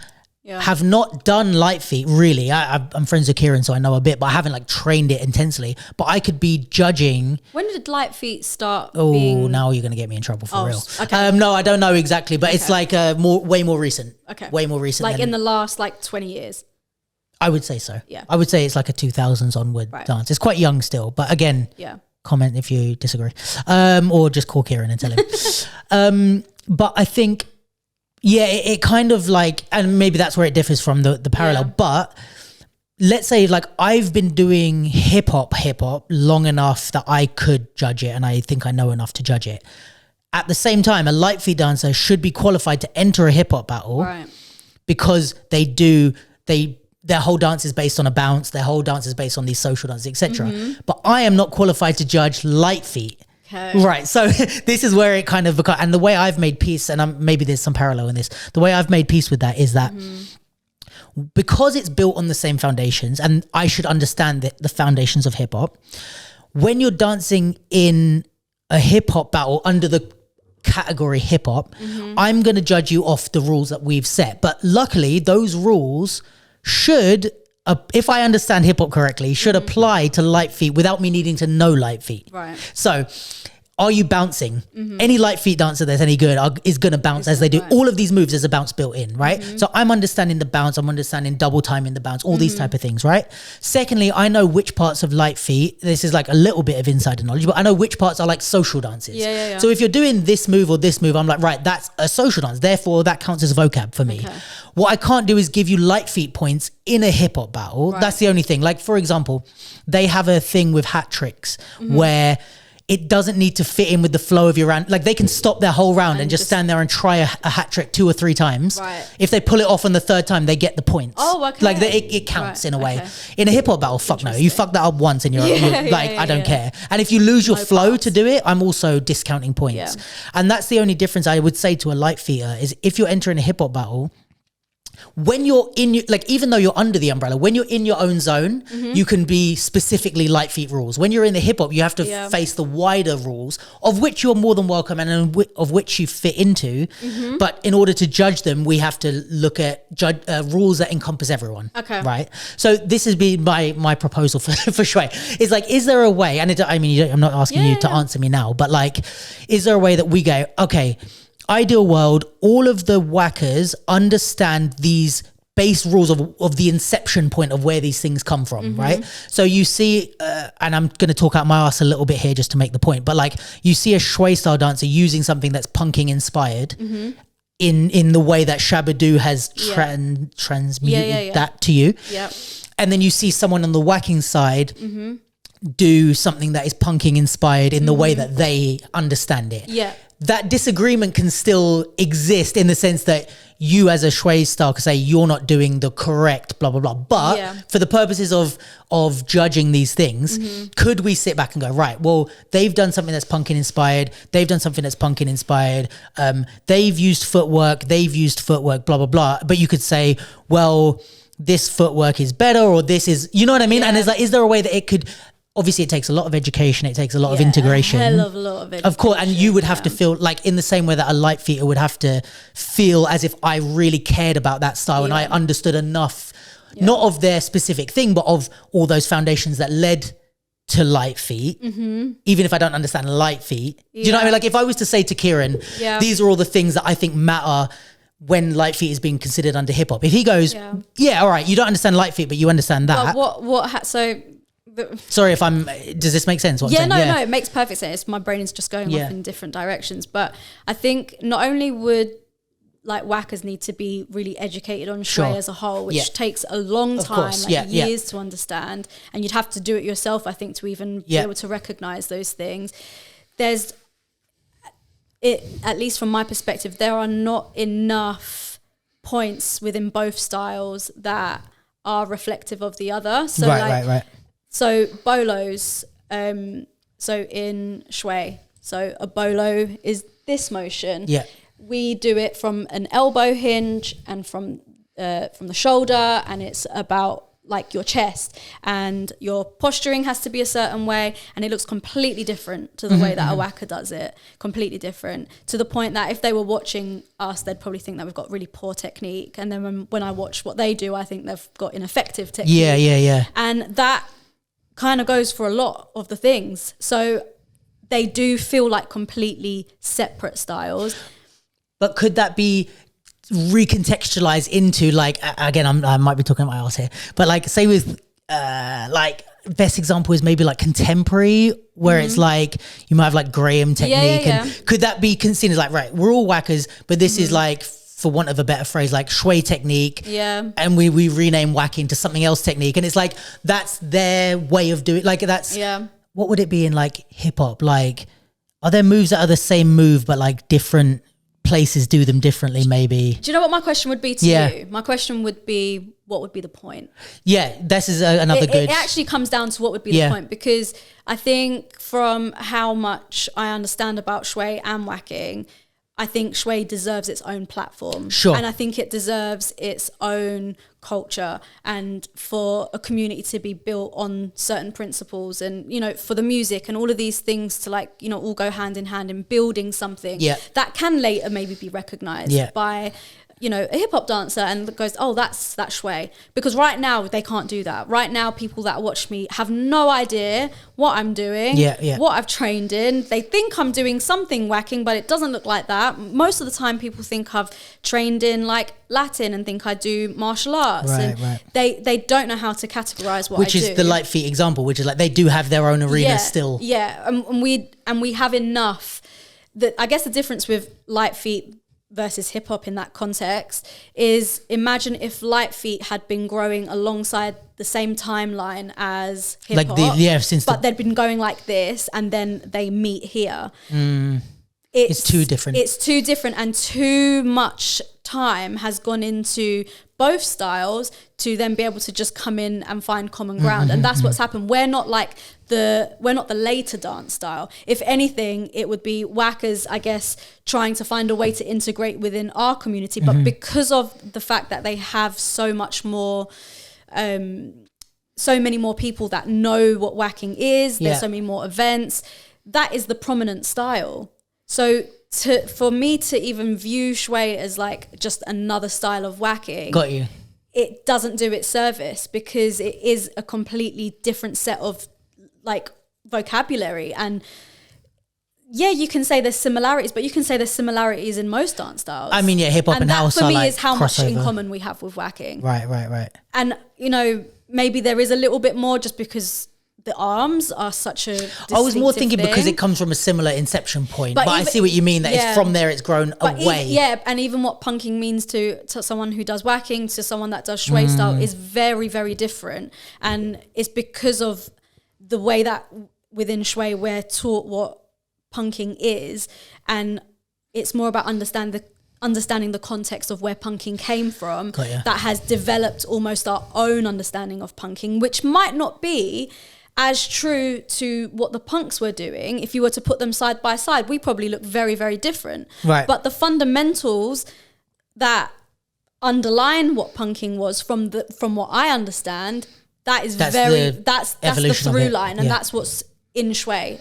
That makes so then that's a very good point, and totally fair enough that like there's two different schools of thought. Is like, does it have its own space? Does it try to integrate? And I guess not everything like house and hip hop are somewhat cousins, I guess. They don't have to be the same style. I'd say we're like cousins. We're like distant cousins. We're not even first cousins. They're like come together at Christmas dinner. We come together when we need to. Like we'll acknowledge each other. We'll say hi. There's a bit of respect there, because kind of what that person's gone through to get to where they want to be. And that for me is where it's at. And I'm always really open to sharing with people that do waacking, because I do believe that there is obviously a crossover. I'd be silly to stand here and say, oh, there's no connection and we are completely different. Of course, if you look at certain movements, you can see a correlation. But I would have loved through my journey if there was more openness and more discussion with bridging the gap. I think if that gap had been bridged 10 years ago, it's a different story. It would have been a very different story. But because I've done over a decade, and I've decided to I've made certain decisions, and I've taught this dance in a certain way, and I've separated myself from that community, I think it's created an even bigger wedge between that ever happening. And I think at one point I would have doubted that decision, and also would have questioned whether or not I even have the right to do that. But when you're the only person doing it, unfortunately, a lot of power lands on your lap. And I've never known if I'm doing the right thing. All I've known is that this dance is really beautiful, and I love what underpins it. I love the philosophy. I think that this dance is something that every dancer could learn and will improve your level of dance just in general. And that for me is really special. I have dancers that come to me that are slightly awkward or feel like they just, whatever freestyle circle they've ever been in, they've never felt good. And they come to my sessions and I'll teach them a few things, and all of a sudden they understand more about their body. And I think that's something all dancers need, no matter what dance style you do. Yeah. So it's, I'm still in that journey. I think some of the things that I want to do is create a documentary. Sick. So that it's a resource for people that want to know about the history, but also how then that has ended here within the UK. I think shining a light on what's happening here, because I don't think that the UK takes enough like ownership over the shit we create. I think that we're like got that typical British, I don't know, we're a bit polite. We don't like to like, we're not as flamboyant as the Americans. Yeah. You know, and Shab used to say, it was like the UK are sick, but they just don't claim it. Yeah. He goes, the Americans always claim it. They put a name to things. Yeah. Anyone can codify a dance. Anyone can say that they've created something. Yeah. Why do we always wait for other people to do it? Yeah. So I think that's something I'm really passionate about, is having that UK stamp on it. Yeah. And dancing to music that we create here, that we're fucking I'm sick at. very passionate about that. Yeah, and I really care about that. And because we're not, I mean, I don't want to cuss out countries. We have some of the best music in the whole world. Yeah, there is countries that like don't have their own sound, No. especially not a big, strong, like we have a very UK thing. And with that also comes a very distinctive like history of fashion and the way that we would wear things, like club culture, the TV shows that we watch, like all of the things. We have very distinctive British. We have strong culture here. We have a strong culture. And some countries don't, and strong culture that links with like it's not like, you know, if these styles came from clubs, we have a strong club culture. If these styles come from, you know, underprivileged people creating out of hardship, we have that. Yeah, that's where grime came from. Like, you know, we have the same things that can be paralleled in our... And that's what I care about. So documentary, and even this in a sense was kind of to have something that people can go to and listen, and not necessarily me having to always have the conversation again and again and again, because as much as I really respect the history, and that's something that I'll always be teaching throughout my classes, I care about being an artist. That's me. That's and I want to create. My students, I want them to get to a point of creating as well, because I want to sit back one day in a theatre and watch somebody else do a solo or put on a piece of work that completely splits apart my own perception of what Shway is.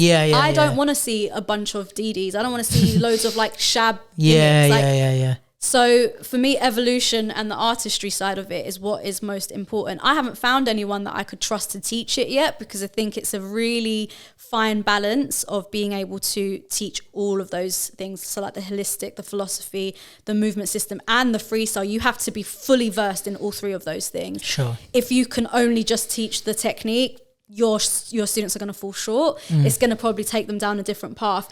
That's where my control freak tendencies will come into it, because I haven't got to a point where I'm like, I'm ready to see this dance now go off in a direction where maybe the teacher doesn't put an emphasis on punking and on the emotional interlacing in the training. Maybe they just want to teach a lot of arms. I'm not ready to see that yet because we haven't been solidified as a community where there's a standard that you can look at and we're like, okay, that is a Shway dancer that has all elements.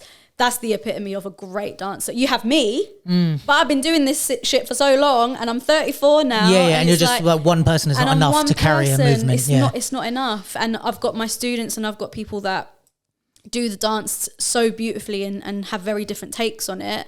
And that's why I'm doing this battle on the 15th. Which you can definitely talk about that. We'll talk about that, because I also want to push the aspects of competition. Because I think it's another way of communicating. Sure. And I think it also breeds, it's a very popular way of and it things. Also it can breed a different strain of creativity within your expression. It's like it doesn't mean you're a good dancer. It means you're a good battler. It means 100%. You understand. And we've never really had that opportunity within Shway. So to provide that would be great. And hopefully when I have enough students that are doing it and it can hold itself a little bit more, because the problem is if I stop teaching, it kind of falls to shit. I have my students that I could rely on to a certain degree, but in terms of developing it and carrying over the next generation, I don't have that yet. So it has to come from me. But that's tiring and exhausting, and I don't want my whole life to just be that. I want to create with it. I want to show you what it looks like when a Shway dancer is on the stage or in a film. And I've done that a lot already in my career, but not at all close to where I see myself and knowing where I can take that. So yeah, I guess we're just still on that journey. I probably won't be alive to see the evolution of this art. Truthfully, I have actually had to come to terms with that. I'm like, wow, you get old really quick. Tell me about you know, like depending on how long I live, it's like maybe I will see the next generation and what that looks like. I hope I do. And I hope it has enough energy to take itself forward. I hope that the people that I have now continue to dedicate themselves in the way that I did and take the responsibility. I think that I'm quite unique in the way that I've taken this dance and the way I've pushed it forward. I haven't met anybody like me that's been willing to put up with the shit. You know, even my relationship with Shab going the way that it did was probably one of the most heartbreaking things I ever had to go through, because it didn't mean I didn't respect him or love him. I think he changed my life more than anybody else ever has done, and I'll always speak highly of him. But I understand that he had difficulties with certain things, and he didn't agree with everything that I did, and I didn't agree with the things that he did or the way that he went about things, and that happens. That's just part of the story. But yeah, I guess my point in saying all of that is I just want this to be something that more and more people can have access to. Yeah. And that it can kind of have its own legs to keep moving forward. My question is, what, I guess this is an opinion of mine, so I'll just say it and tell me what you think. Yeah, please. Like, I feel as if for a dance style to spread a lot, which may or may not be a good thing, is like you need to have a way that, like, how do I phrase this? Like, the lower the barrier of entry is to a style, the quicker. That's been the problem. Exactly. That's what I was going to kind of say. It's really like, high. Say with hip hop, right? To do hip hop dance, and this is kind of what I say to be like, I feel like hip hop freestyle, people can cuss me if they want, has one of the lowest barriers to entry of any style. Right, okay.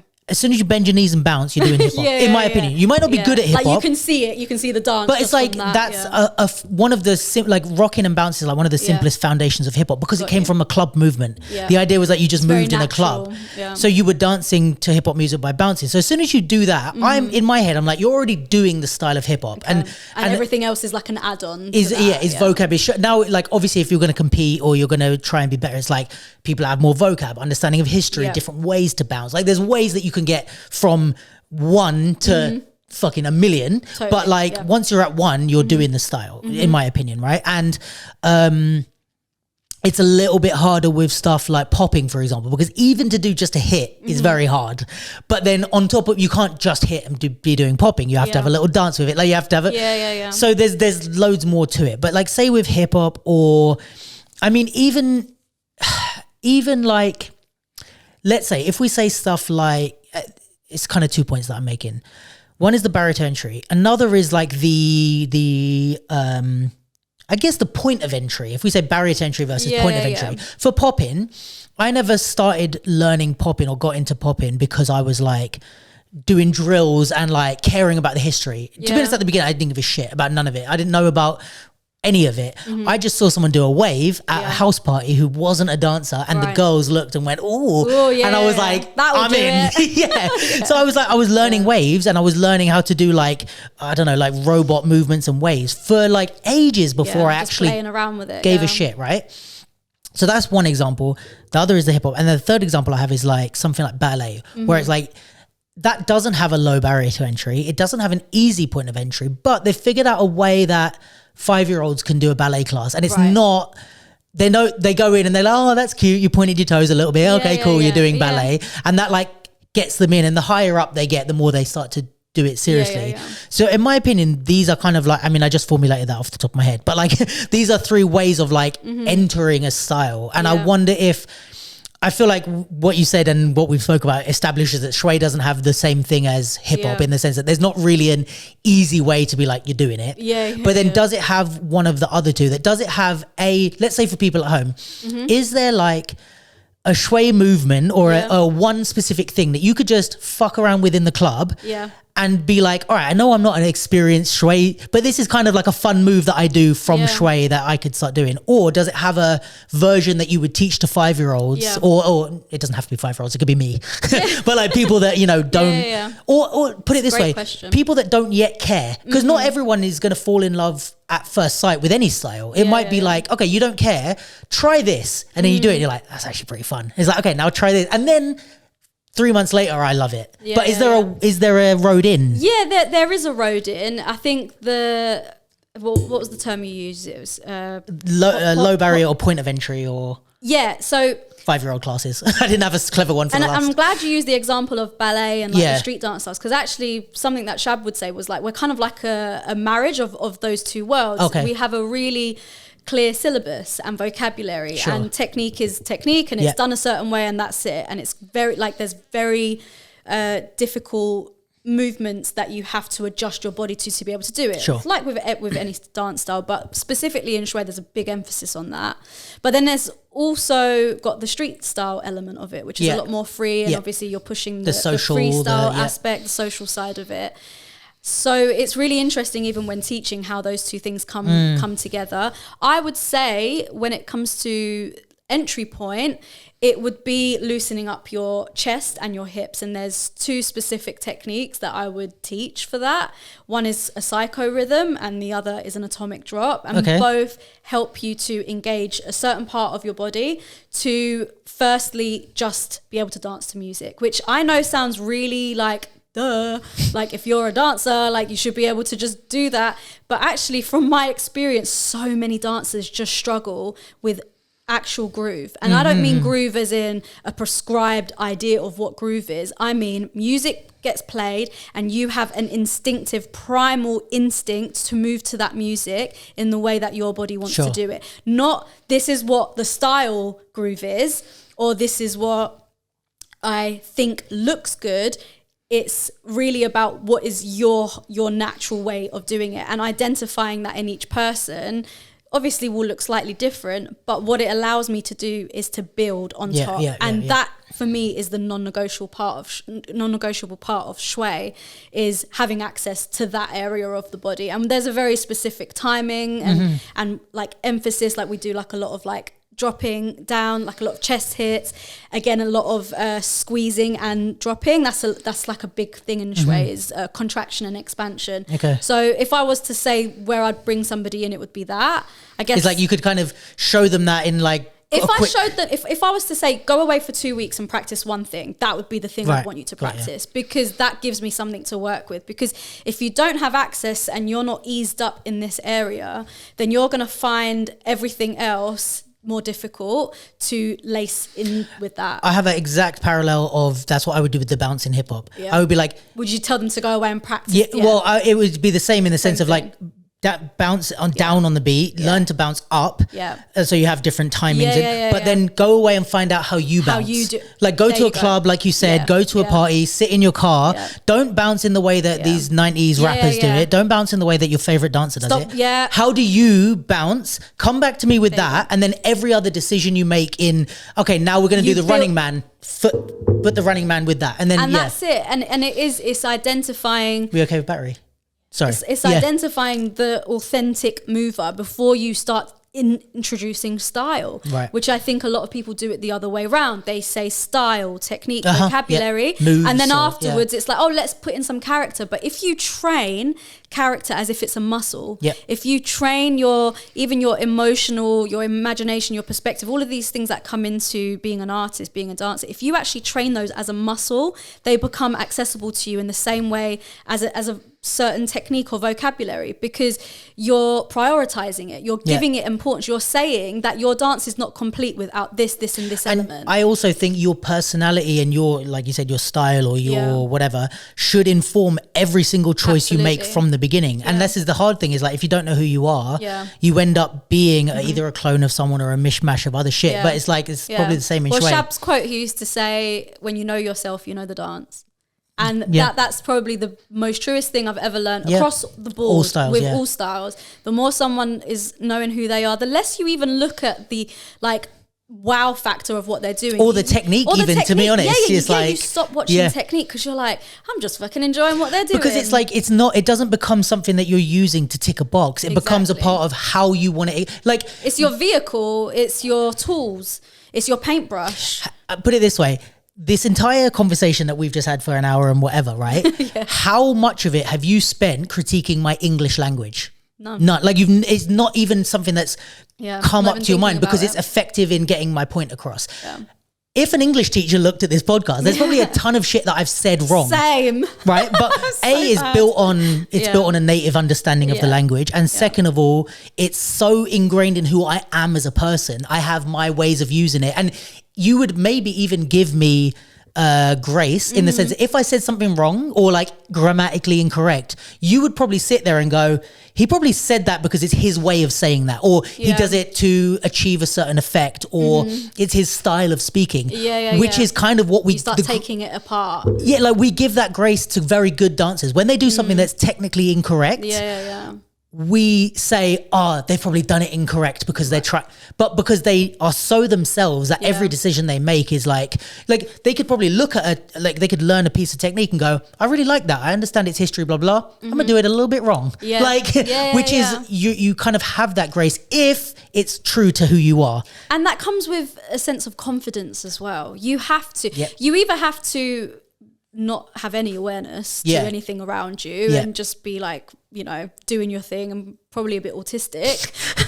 Or you have to kind of stand against all of the things that tell you to conform and to tell you to do things a certain way. I have a lot of students that I constantly have to remind them, don't wait for me to give you permission to have fun.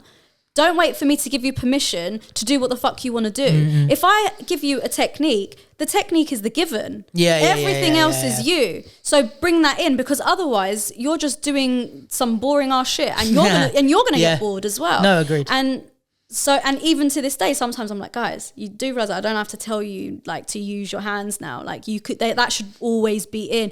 I think something that I found really natural was to always do what I wanted to do. I had this kind of like natural rebellion towards just, he taught me this way, naturally I'm gonna do it in my way. Also, I will say there definitely is a part, having known you for a while, like that's definitely a part of you, but also I think our generation, there was a lot more emphasis on be different than fit in. So it was like part of how you dance. The music videos, which I like, you know, I love music videos from like 90s, 2000s that I will still spend a whole weekend just watching back over like Busta Rhymes videos because they're so good, and there was such an emphasis on being an individual and on being different, using your voice in a different way, having your own style. Even if you look at like rappers, like we could talk about dancers very easily, and I've spoken about this on other podcasts with people that have brought this same point up, but like even if we look at rappers, a Busta Rhymes music video, an Eminem music video, a Ludacris music video, who else was from that time period?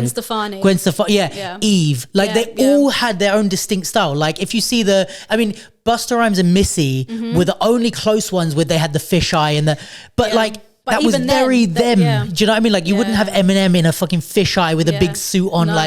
It didn't, but it's like, you know, it's the same thing. But we celebrated it. Yeah. And what came out of that was a whole other generation of people that also wanted to be themselves, like you're saying, it's us. And I do think that is lost a little bit. I don't know what you can put it down to. I think it's a combination of things, but I can really see it in context of dance. Oh my God. And it's kind of sad a little bit because I think that people don't realize how much more they can enjoy themselves. I'm playing devil's advocate to myself because I agree with you, and I do look at and I'm like, why the fuck does everyone look the same? But do you also think it's an age thing? I think it's a culture. Like culture changes as it goes and stuff like that. And like, I think it's kind of a thing of like, it's just obviously, you know, hip hop used to be at the very beginning was like, you know, a small group of people differentiating themselves, blah, blah, blah. Now it is the popular culture and it is the like culture. Like there is no other. So I think when it's grown, I think things are always going to shift. And I think it's like, you know, in the same way that I listen to rappers, you know, like, I mean, I listen to Joe Budden's podcast all the time or like people like of that era, and they're like, oh, these rappers that, you know, their lyricism is shit, or like, you know, those old school rappers where it's all about lyricism. Like, but rap isn't, or hip hop music now isn't about lyricism in the same way that it used to be. Like, obviously we have Kendrick and that type of thing, but even with them, it's like, you know, if you listen to old rappers, some of the beats used to be dead. Like they're just this same pattern, but the main thing we were there for was just someone going in. Like even with Kendrick, it's like, he does have crazy lyricism, but it's just his lyrics. You never hear him just on a repetitive beat, just going for it. It's always a whole production. There's voice changes. There's fucking beat changes. It's a whole thing. And now it's like the whole production. So then you have, I'm trying to think of who's a good example of this, but Travis Scott. you have people who are Travis Scott who are very not good lyricists. Or they don't show that they're good lyricists, but their production and the whole product is amazing. So I think my whole point, I'm going on too long, but is that what it means to make hip hop music has changed. And I think it may be the same for this, and I can still sit here and say I'm sad that that's happened. But I do think what it means to do hip hop dance has changed. Like it's not so much about be completely different and be the only one. It's more like there's camps that have grown, and even like you're kind of signaling like I'm part of this camp, I'm part of this camp, I do this, and it's more because it's bigger. It's harder for there to be Busta Rhymes, Missy. There's thousands of people, true. you know. It's an interesting one. I think. I just thought of this now. So if there's holes in it, with this generation, it's not necessarily what it looks like or how it's packaged. It's for me, it's about feeling that person is really an individual, and that there's a lot of people doing the same thing to stand out, which defeats the whole point. So it's more about that. Like sometimes something isn't for me, but I fully rate it. I'm like sick. Like not for me, but I rate that. I always say I'd rather hate your style but respect you that it's your style rather than love your style because it's a clone of someone I like. Or to recognize that you even have a style in the first place. Like that for me is a great thing, and I think that it is on like mentors and teachers also learning from their students, which is something that I think doesn't happen. We try to gatekeep and we try and hold on to our reputations and the things that we've done, but we don't realize that we have to keep evolving and moving. I don't want to get to a point where I'm like feeling like I'm not tapped into what's currently going on, whether it be political, fashion, film, whatever. I always want to have my hand on the pulse because that helps me to connect with people in real life, not just through art, but just having conversation. It makes you an interesting person. And I think dancers tend to only look towards dance as inspiration. And I think that's the biggest mistake that we make. Look outside of it. Take inspiration from everything else but dance and then bring it to dance and create something different. So it's more about that. I mean, I don't care what the product looks like. I really don't give a shit. Like, as long as it's you. As long as it's you. And I think that is something that everybody can recognize. It's like 100%. Singing, right? You don't need to know what they're saying, but if it sounds good, it sounds good. And that's universal. I think dance is the same way. 100%. That's why, I watched that dancer Suzanne in the Waacking battle, and I've really connected because I was like, wow, someone who's really doing their thing. I still don't love Waacking in its like form and the techniques because I have a different perspective, but I stopped even thinking about all of that when I watched. It just 100%. I didn't even think about that. I didn't even give a shit, and I thought to myself, do you know what, I'm glad that I don't bullshit enough that I would lie to myself and say that she was shit because I've got a hang up about that. And that is when I know that I am always leading from the right place in what I do. And I really believe that, and I stand behind myself, because when you look at my students and you see how much they grow as people and as artists, I'm like, these are the people now that I want to spend my time with. And that's really fucking cool. So I'm proud of what I've done and what's going on, and obviously even being here and like having conversations with people that don't do the style for me is really important, because actually I think that's who I need to be having conversations with. I 100% people that don't understand it, have no clue and context, and you don't have to think Shway is the coolest dance in the world because it's still growing as well.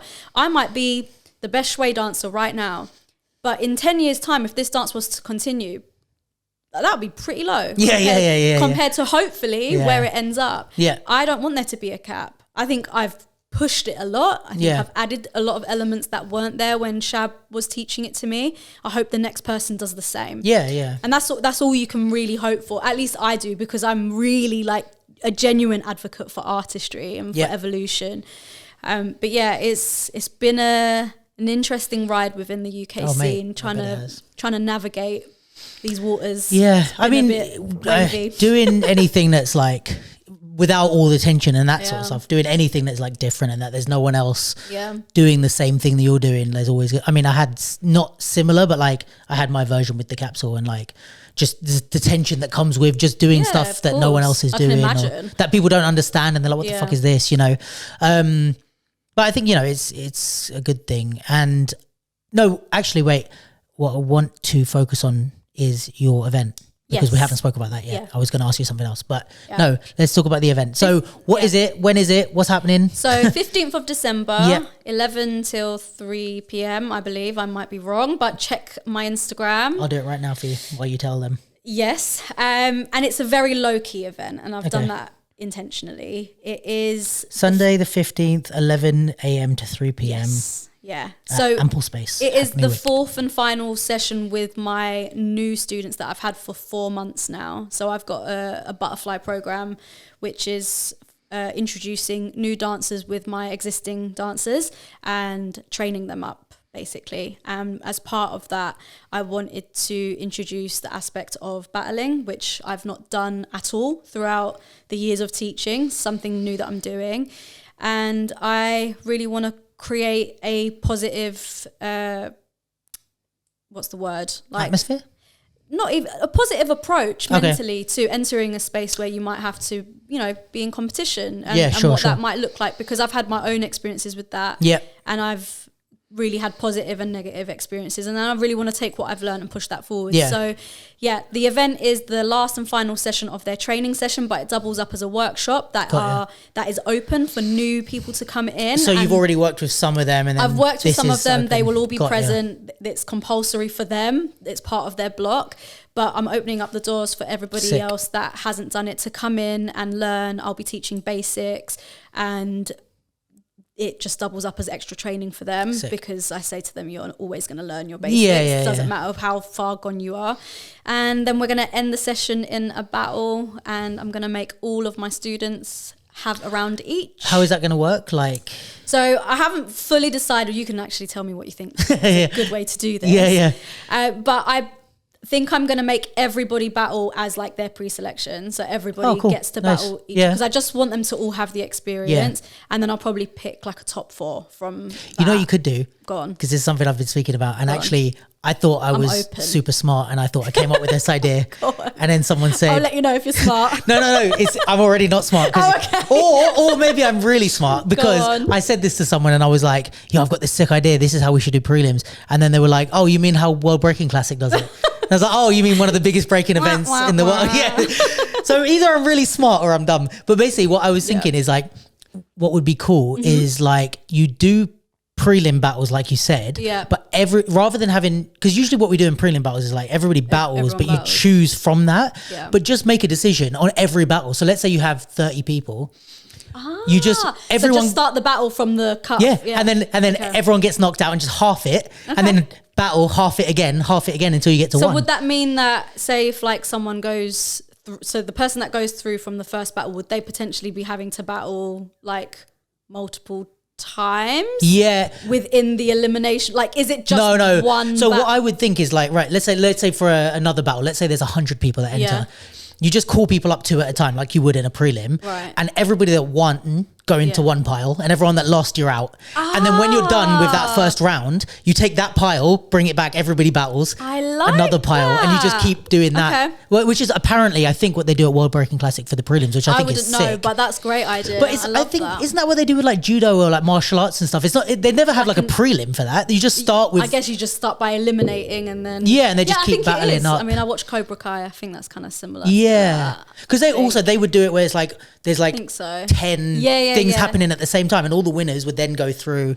I actually really like that idea. I think I might use because it's like high stakes, and also if you win, it means Mm-hmm. you've actually beaten. Well, I want to toughen them up a little bit Yeah. as well, because I think what comes with working with predominantly females, got a lot more sensitivity, a lot more openness, and we have a lot more conversation. There's a lot of, setting a safe space and all this. But you know what? The world ain't safe. Yeah. And you're not always You going need to a be in a balance. situation where you're going to be around your people, and maybe you want to take your dance into certain avenues, and you're going to need to build up a thicker skin for that. And I just think having a thick skin in general is needed. And I think battling can be like a nice way of introducing that and getting you to exercise your mental strength and how you look at it. And again, this is for me too, because I've had my journey with battling, and it's like creating the space that you wish had existed. Exactly. Good music, like being very clear and decisive, being able to also say to them exactly why you didn't get through, why you did, there being that clarity for them, I think will be a positive thing. You know, some of my students have entered Waacking battles in the past and have come away from it with their confidence being knocked. And that was really hard for me as a teacher to then look at the round and be like, they don't know what you're doing, mate. That's why. It's got nothing to do with you as a dancer, trust me. They just don't know what they're looking at. Can I ask you potentially a hard question for the end? Not a hard question, but so what I was going to say is like in the sense of like bridging the gap, would it be a good idea or would you feel like it's a nice step for whackers to come to your event and to enter and to dance with you and to learn? And B, how could they not feel what like you felt going into a Waacking? Like for example, if they come into your thing and then lose, how could they not feel like how my because I'm not doing Shway and because I've learned this other thing, I'm being penalized for that? Or like, is there a way that we can reconcile that element? I think a lot of open communication, to be honest. I think there needs to be more talking done at battles where people actually explain what they're looking out for, because what your values are as a dancer and what you prioritize is different to that dancer. And if I'm measuring myself by invisible metrics, then I'm going to come away from it feeling like shit. So I want to know if my feeling like shit is based in reality, which is why people need to talk more and discuss it. And a lot of times you'll go and ask a judge why they judged a certain way and they can't give a proper answer. And I think that's really fucking shit. Agreed. They need to fix up with that. So he was just feeling it more. He was just feeling no, fuck that. Like, what is it? Give me a tangible thing. And if it is feeling it more, then say what does that mean? What does that mean exactly? Have clarity. I can't remember what I was saying. I just went into a big rant. No, you're right. Talking more so that people don't feel... so they don't feel...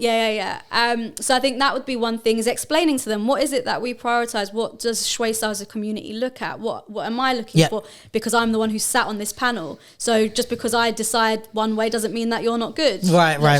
Set that in straight. this context. Yeah, I think that would be one thing. I also think, I know it's going to sound really like basic, is play just some good fucking music. Because I tell you what, you play some good music and you'd be surprised how that changes the entire energy of the room and how people will naturally want to dance in a certain way when the music changes. I feel that there's so many parallels with hip hop in what you're saying. I feel the exact same of like there was so many people, we're not going back on this tangent, but there were so many people going, hip hop dancers don't bounce anymore and giving judges then speeches. play music that makes them want to bounce. So zoom in on my face, me. But like, it's like listen to the fucking like, and nobody's blaming the DJs. We're all blaming the dancers, and I'm like, I'll bounce when you play me a fucking not blip blip blip. I mean, when I watched the Summer Dance Forever Waacking battles, there was a part of me that was so frustrated for them because I was like, no wonder you're all doing the same thing every single time, because what is this plinky plonky music that is so painful to hear? It's not even just about taste. Everyone recognizes good music. That might not be your favorite track, but you know that it's a decent track. I actually don't love all the bouncy hip hop tracks. I recognize that it's a more authentic way to dance to that song. Exactly. I mean, if there's something that grounds you in that music, and I think that music is a huge thing within the dance scene that needs to be improved. You need people that are, DJing that really love music, but are also aware of the relationship between music and dancers. And we have too many DJs that just want to be involved in the scene. That want to be involved in the scene, are trying to find a way to make money in the scene, or just want to selfishly play what they like without thinking of the context of where they're playing. It shouldn't be about, it should be about the what the style needs with your personal twist on it, not what you like, full stop. Exactly. And, understanding the styles, and also having your own, like recognizing that you're part of the battle too. Your music, like you can choose to push them, but let's not be stupid about it. Let's not push them with stupid music. No, that's another thing. Let's push them with music that you found like through an archive research. And DJs shouldn't be challenging the dancers. The dancer opposite you should be challenging the dancer. It's not your job to make me like, oh, this is really hard to dance to. Thanks. Like when I was watching them try and dance to certain tracks, I was like, I think I would actually walk out. I remember once I did a battle in Waacking years ago, and there was this insane track that was played, and it literally was irregular sounding beats on top of like a weird siren. Like it didn't even sound like music. And I stopped mid round and I went, like, what do you want from me? Because physically I had nothing to offer. I was like, I don't want to dance to this. This is your fault. What the fuck? My round is shit because of you. No, and obviously learning how to dance to any type of music there's a balance, of course. in itself, and you're not always going to be lucky and get a track that you love. That is unrealistic. However, I think that being considered as a really important component of a battle, of an event, it can't be overlooked. And how that can also progress the dancers and the scene and shape. Because why is it always the best music is played in the breaks? Why are the battles always with some weird experimental shit that no one would be listening to in their own time? Because the DJs are playing for the dancers to love them. Like, I think this is part of it. Or just playing to give them a hard time. Yeah, that it's like one of two. I think, you know, like one of my favorite DJs is in popping and hip hop is Fame, right? I mean, I'm biased because he's a very good friend of mine.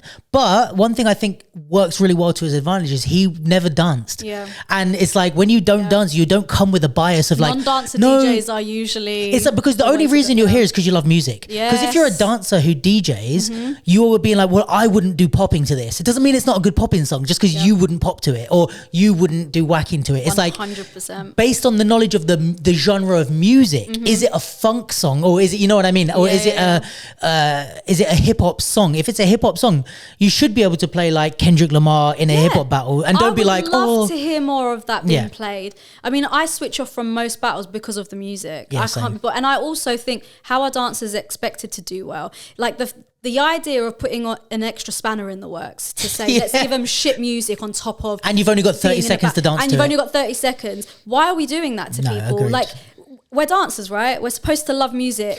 We can't get too much into this because we do have to wrap soon. But Sorry. I knew that, I mean, it's me as well. I knew we were going to fucking go off on one. But like a music connoisseur, like a hip hop music lover, someone that goes to gigs, someone that goes to festivals, someone that understands music and loves music should come to a hip hop battle and be like, this is where you find the real shit. Not come to a hip hop battle, hear like blip blip blip.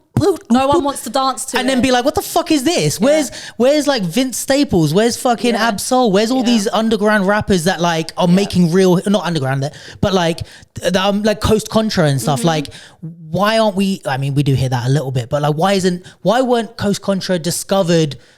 I think that's their name, from hip hop. But like, we should be the fucking forefront in all of our styles of that genre of music. 100%. In the sense that how it used to be, in the sense that if you go to a hip hop club, you would see the hip hop dances, but that's also where the best music would be played. And now it's very separate. But this is a whole other thing where we're cussing out DJs. I just think it's so much more simple to get it right than we're making it more complicated than it needs to be. We're making it so much more complicated. So going back to the event. Yes. I know that we need to end this. No, but let's get some whackers to your event. I'm here for this do you message. know what? I say everything I say, and I could not emphasize any more than how open I actually am when it comes to talking with whackers and having the conversation. I am not in the space of like trying to say we're better than you and just understand that I have a very different context to most people that do whacking, and that has given me certain scars and things that have affected me personally, and I can't always give people the context to those opinions because you need to know me to understand.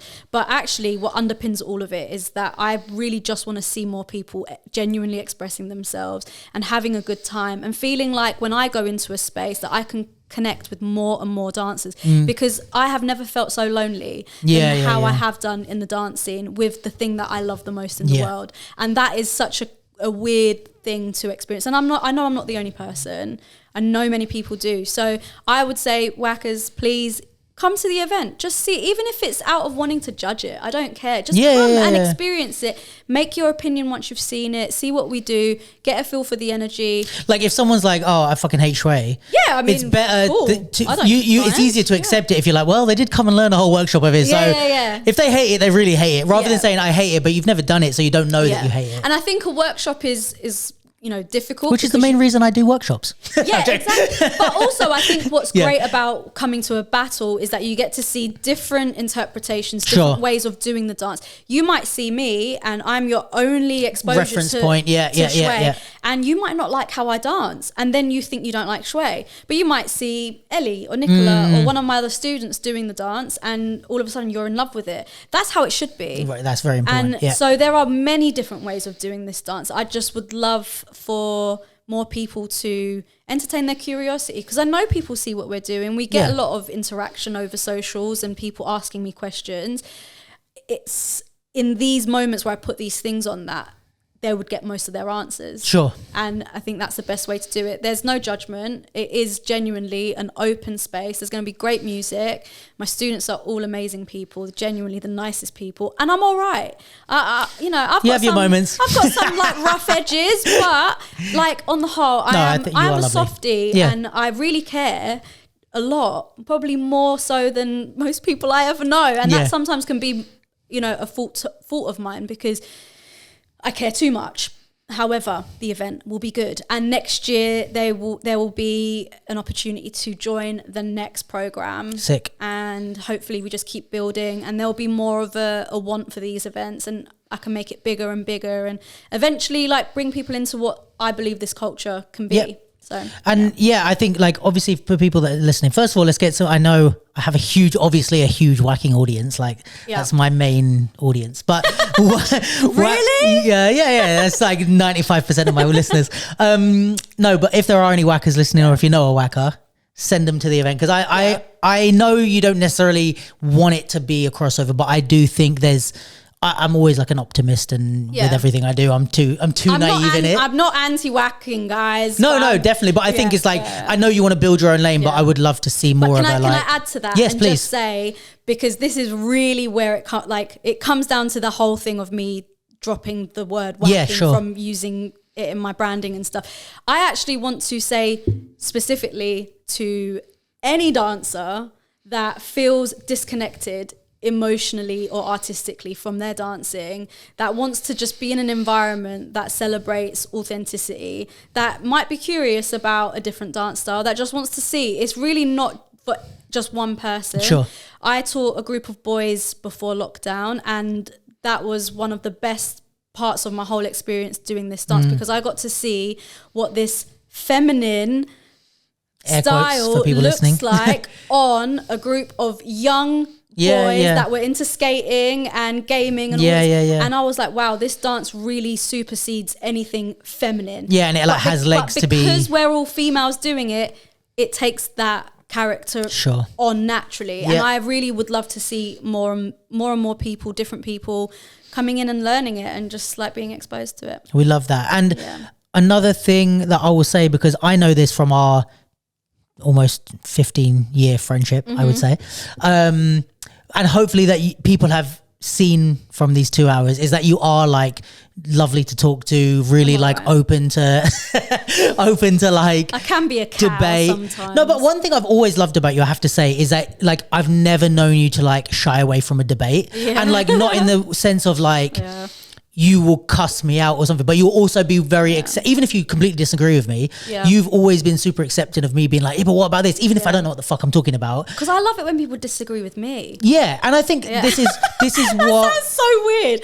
No, but it's like, but it helps me grow. And I think you learn from that, but also you refine your own opinions because it's being tested and you're not in your own. My opinion is never fixed. If you heard me ranting about something last week, I probably don't think the same thing right That now. is why it's so essential that I do this podcast every week. Time, because see the growth. because we cannot stop at any one episode, because that can like my opinion will keep like I said on this podcast passionately that I was never doing hip hop again. I was like, I don't like hip hop. Is it? Then 2 weeks later I was like, I actually really like hip hop. So we all change, and I think it's important. But my whole point of saying that is that if ever there's that thing of like, oh, Shway is like this, or maybe there's the tension between Waacking, like knowing you, I would recommend that people speak with you and have that conversation. Yeah, exactly. Let's change it. If you yourself have ever felt some awkwardness or tension, or you feel like you're not welcome in the space, like come and challenge that for yourself. Because when I learned from Shab, I was told he was Big Bad Wolf, and I was told he was a horrible person, and I learned from him, and he was incredible, and he was a genius and one of the most important figures that I've ever gone on to have in my life. So you just don't know. Don't write anybody off, and also accept that everybody's going to have different opinions, and that's okay. And it can change. Yeah, I mean, listen, besides these 2 hours, I don't know shit all about Shway, but or Waacking, to be honest with you. I will speak passionately about both of them though. But I regardless of any of the details, I'm super proud of you for like doing your own thing, creating your own lane, staying strong in what you believe. I don't know whether I agree or disagree with any of what you think. I have no context. There is any, but I'm just proud that you have a thing and you're sticking with it. You know what I mean? I'm just like, fuck it. Yeah. Even if I find out all the details and I disagree, fuck it. At least you're still standing on what you believe. It all comes down to what the fuck does it all mean anyway? Guys, it's all just dance. It's all just dance. We're do all what just makes having a you boogie. happy, and that's it. And it isn't about being wrong or right. I don't even give a shit about that myself. Yeah. Sometimes I look at all of this and I think this is all just bullshit. How weird is it that this is what I spend my life doing? Yeah. In 20, 30 years, this is so irrelevant. Yeah. And I think having those like zoom out moments really helps you to just not get too serious and to take it all too serious, because it is deep, and it can, when there's people's emotions involved, it can all feel so consuming and so much bigger than it is. But actually what this all comes down to is, do you know what, I just wanted a bunch of mates to dance with, and that is actually the crux of it. I just wanted to start a fucking podcast. Do you know what I just wanted to chat to my mates, and like all best things come from the most like pure one. And that's it. I think it's the hard thing with art, and that is where I completely understand for you, is like, you zoom out, you think this is fucking ridiculous, you zoom in and you're like, I can't do anything else but this in the world, and this is the thing that means the most. It's like, does everything not matter, or does everything matter a lot? It's all of it. You just change every day, but I hear you. That's it. But it helps to have the balance of that, right? Yeah. Everything's bullshit, but we love it anyway. But we love it. But don't take it away from me or I'll die. This is my whole I need my bullshit. I am Shway. No, I'm joking. I'm just going to cut that as the clip. No. Do you know how crazy this is? All of this work that I'm doing is to eventually separate myself completely from the dance, is to let it go. Because I actually don't want the responsibility. I don't want to be but I feel that there's a calling. There's a moment to let go of it. There's a moment to let go, and it isn't just yet. Yeah, I hear that. Get me while you can. Get me while you can. All right. Well, thank you so much for coming. I super appreciate it. Thank you for It's nice even for me to just have this talk about Shway, and we've not had a chat for ages. Yeah, like when people, like even with the Own the Floor sessions when we had you guys, it was like, oh, when I have this Shway goes, oh, what Shway? Well, it's a thing. It's kind of from the. Anyway, listen, just trust me, they're really good. Story of my life. No, but it's good to have that conversation, and also like we spoke about before the pod, but like to have this for people to listen to. What if this isn't too much work? If, because we spoke about like some videos and some resources.